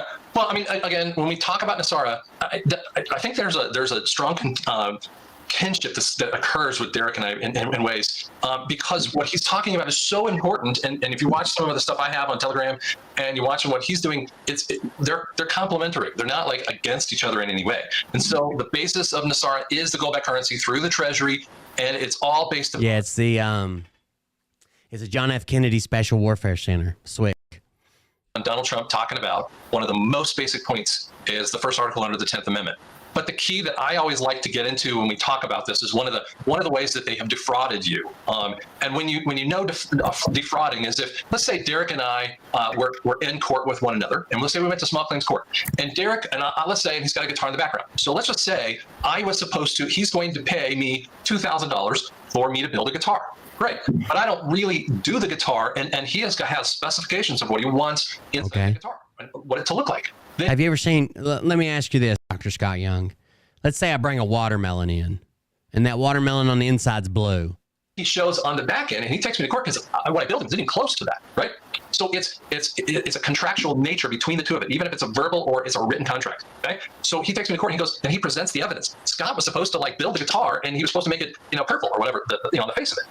And when the court sees it, the adjudication is between two equal individuals, not about our status or anything else, that we have a mind and that we were writing a contract within the possibility. And if I said, I can't build you a purple guitar, I would have started with it. And I would have said, in my communications, I told him I'd never be able to build it, okay? But if I said that I was going to build it and that's what I was doing and he's paid for it, Scott's at fault. Does that make sense? So when we look at guitar contracts, some of the most massive assets, and we'll just use the house for just a simple example, and this is actually built up in several different ways. When you look at a house, I've never met one of these Q-tard people that can do analogies. I think it's something bred into them. The analogies never fucking make sense. If Derek is going to buy the house, and I'm the banker, right? In the past, and by the way, I've kind of mentioned this, and I'll bring this up in a semi-eulogy of my father-in-law. Or they never relate, I guess. Powerful statements. As an old ag banker, and I've had conversations with him. Do you know that if Derek was buying the house and I'm the banker, do you know who shows up at the closing? Real estate agents, maybe, of the seller and the buyer. They go off, and once they do their little thing, which they do that, and that part is correct. So the sell between, the buy of the house for Derek and the other seller, that is always done correctly. Just the representative between the two of them, in essence, the real estate agent, right? But as soon as Derek moves like the next room over or waits an hour before that closing, in the past, the two people that showed up was the banker and Derek. And we both signed it. These are contracts because you would be, in essence, Derek would be injuring me by not paying the bill, right? Or I would be, injuring him by not providing, whatever I needed to, the documentation or whatever that might happen. And yet, what they did, and I don't know the date with this, but some time ago, more than 30 years, is that they moved away and they added another piece called the title agent. This happens in the car business too. The dealership becomes a title agent. And so they place this other dude in the middle of it that has nothing to do with the banker, it has nothing to do with Derek. And so the title company signs all these documents in place of me. What that does is it illegitimizes, I'm trying to say that real bad word, it makes it illegitimate of the contract. And so I, in essence, defrauded that contract as that banker because I let someone else sign that note. And that, in every court, in every city, county, state, you could argue that one, and it goes away in seconds. And who, this Scott, that little banker, right? Who does Scott sell it to? I don't even own the loans. Do you know who? So this isn't even true. So when you have a title representative on site, the title company is actually title insurance. Okay, they're an independent party that's used for this transaction. Okay, it's separate from the lender, from the buyer, and from the sellers. They are responsible for transferring property rights from one owner to the next and clearing anything that may pop up in the process that would slow it down and have it to proceed. Okay, and the banks use them because in the past, banks have had issues between this bank, that bank, and the other bank, or maybe you own your home. Banks have had issues finding clear titles doing the research to make sure they don't have no liens, loans, claims against them or whatever. So banks use them to secure the process that they're not signing on to finance this home and then find out that, oh, the person that sold it to us isn't even the person who holds the fucking deed. They have a deed, but they've actually, that's an old deed because they willed it off, sold it off, someone else makes a claim against it. So what he's saying has nothing to do with whatever they were talking about before, and he's not even saying it correctly. I don't know. They're there for the title purpose, right? That the title has no encumbrances, I think is the way they word it. And that the seller is the legal owner and that the buyer would be the new legal owner and that all of that lines up. They didn't used to do this. That part's true. You didn't used to have a title agent, but banks have been scammed by people with deeds and titles and claims to land or whatever before. Where the loans on large things are actually kept. I'll give you an example. Do you know that my loan? A lot of times they hold escrow too, in case you're wondering. If you have to have some type of escrow fund or whatever, they can also take care of surveys outside of the bank. They'll do surveys to make sure that the whatever's on the deed lines up with the actual survey. They'll do title insurance. All their title insurance is saying like up to this amount, we guarantee that this title is clean, clear. You won't have any issues with it. And then if something happens, then the bank can pull against their losses against that insurance money they lost. 2020, when I refied my house, the millionth time I've done that kind of thing. Do you know who took it? Fannie Mae. Fannie Mae sent me a letter in 2020 saying, we own the loan, but don't write us a check. Send it to your mortgage company. I'm like, what the flock is this about? It was a com in essence of saying that the Fed, and this is by the way in 2009, the Fed bought out Fannie Mae. And Fannie Mae is a portion of the Fed. Okay. By the way, almost every loan out there, now there are very few, maybe minor loans, but almost every loan is actually held with the Fed, which is in violation of the 14th Amendment under the 4th section. That stipulates if a foreign agency has a debt, you don't own it because it's illegal to do that.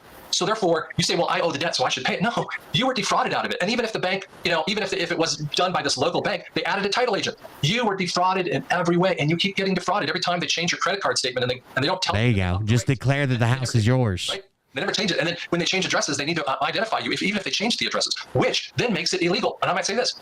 Do you know that a Blue Cross Blue Shield contract that I signed in 2006? Oh, my God. Practice? I signed it in 2006, but they've changed the details of the payment of that contract 1,000 times at least, which makes... And there's a clause in that fucking contract you signed, if you would have fucking read it, that has something to do with base payment. And then after base payment, there's some type of fluctuating payment. They're not going to sign a fucking 10-year contract and pay the same amount when new things develop, new technologies come out, new fucking ways to treat. Obviously, there's a base payment, and then there's stipulations that this can vary. You fucking retard.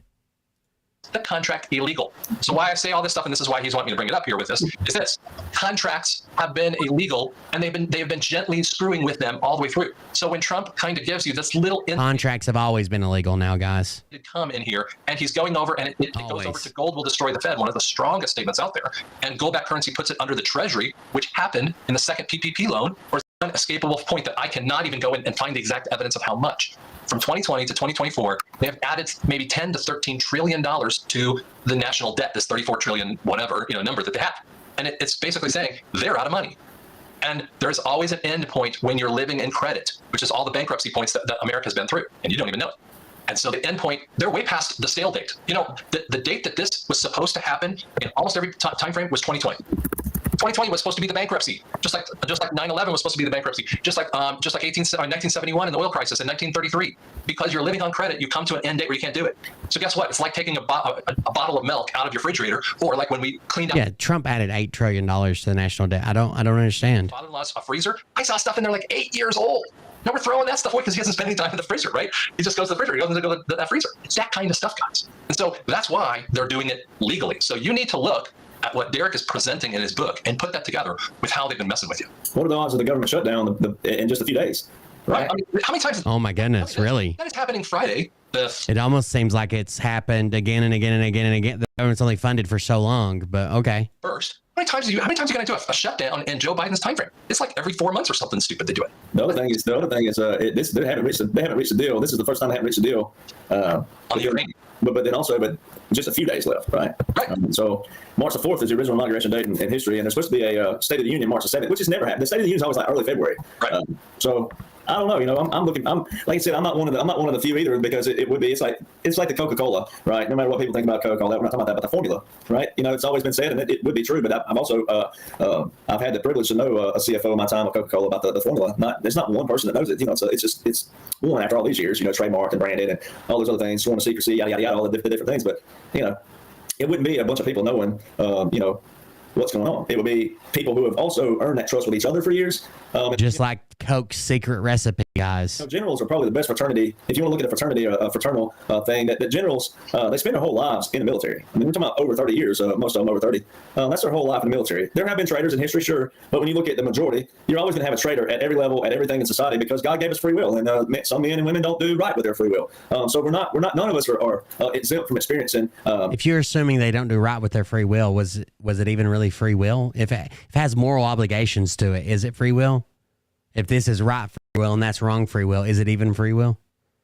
Any kind of traitors and hate and negativity and, you know, stress, and we all go through it. It's just a matter of how we react to it and how we learn to cope with it and how we learn to deal with it. And, you know, I've been blessed to learn a little earlier in my life than some people. And I'm trying to help people my age go, hey, this is how you deal with it. This is, you got to know these things. You need to know these things. You should want to know this because it's your paycheck. If you're going to whine about it, that's what I tell people. You're going to whine about it, complain about it, grind about it. You need the card to do so. Here you go. Here's your whine card, right? If that's how you want to choose to deal with it, okay, right, then at least know the card and what you're griping about, because most people don't even know what they're whining or arguing and debating over.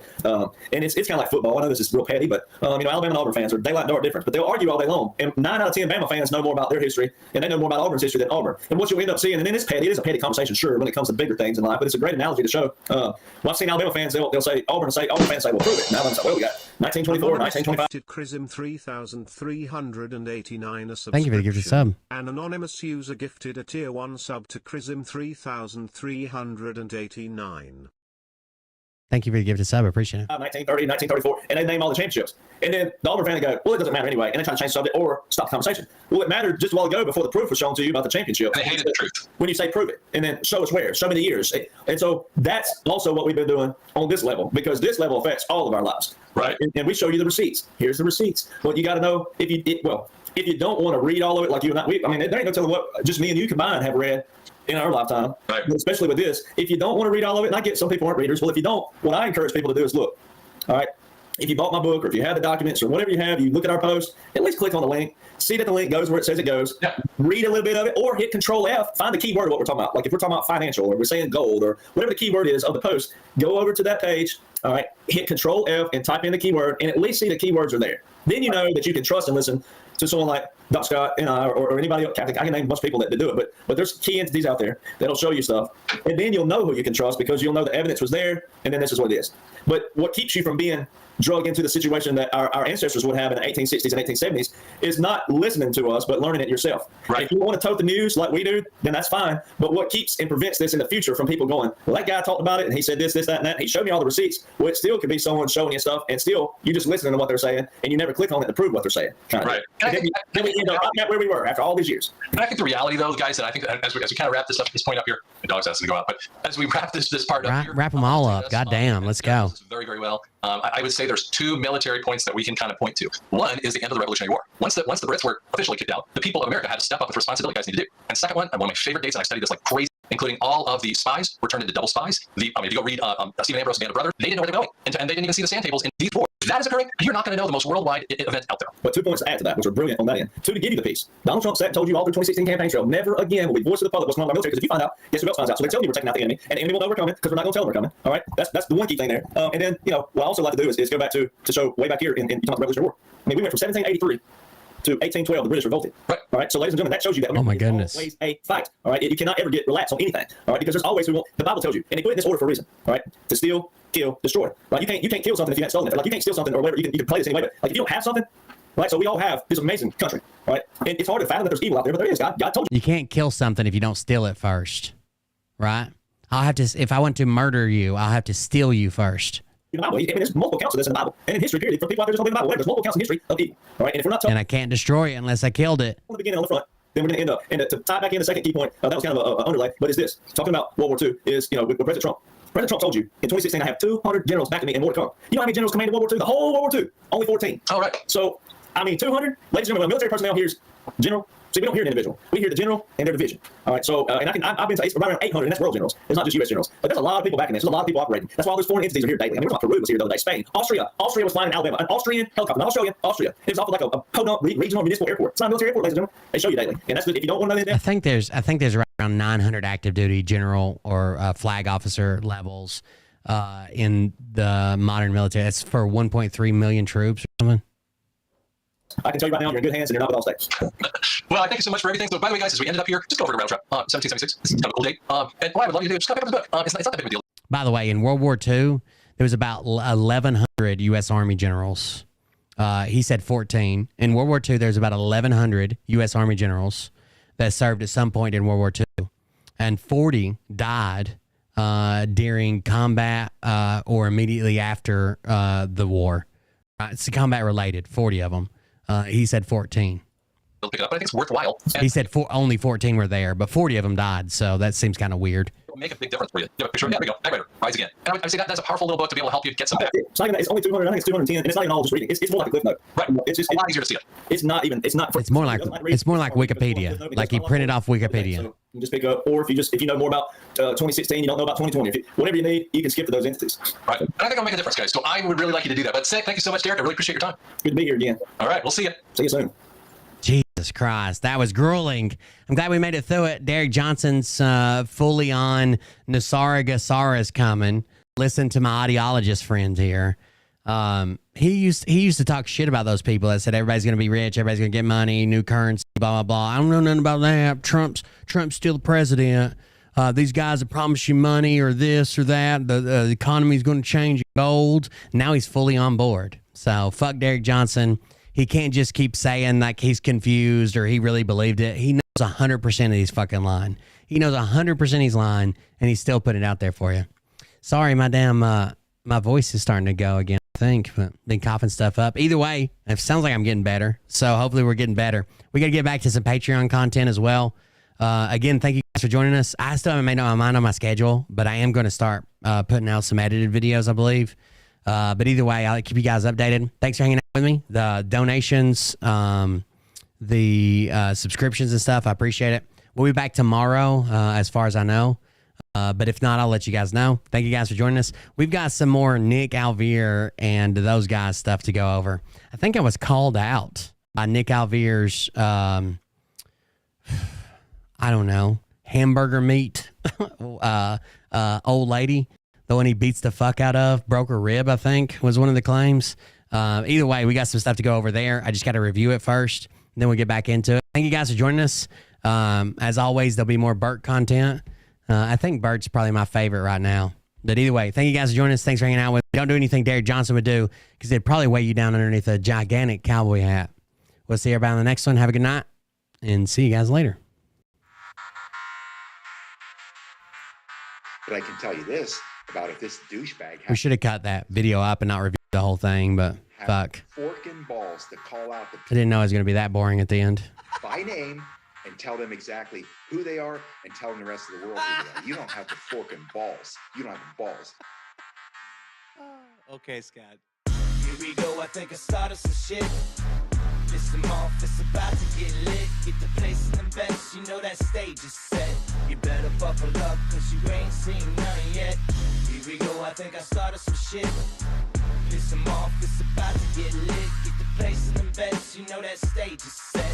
You better buckle up, cause you ain't seen none yet. And they say that I'm a lunatic. Well listen, bitch, I came equipped with a quick wit and a 6th sense for the stupid shit. Where my true believer?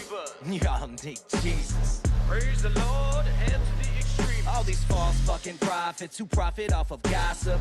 Worshipping drums, cocking, begging for a throat deposit. Swinging fucking meat hammers like fool in a thong. He's strapped to the shaft, eating his chest like he's King Kong. Starving for attention, I'ma make your gut burst. I'll be your huckleberry, I can quench that thirst.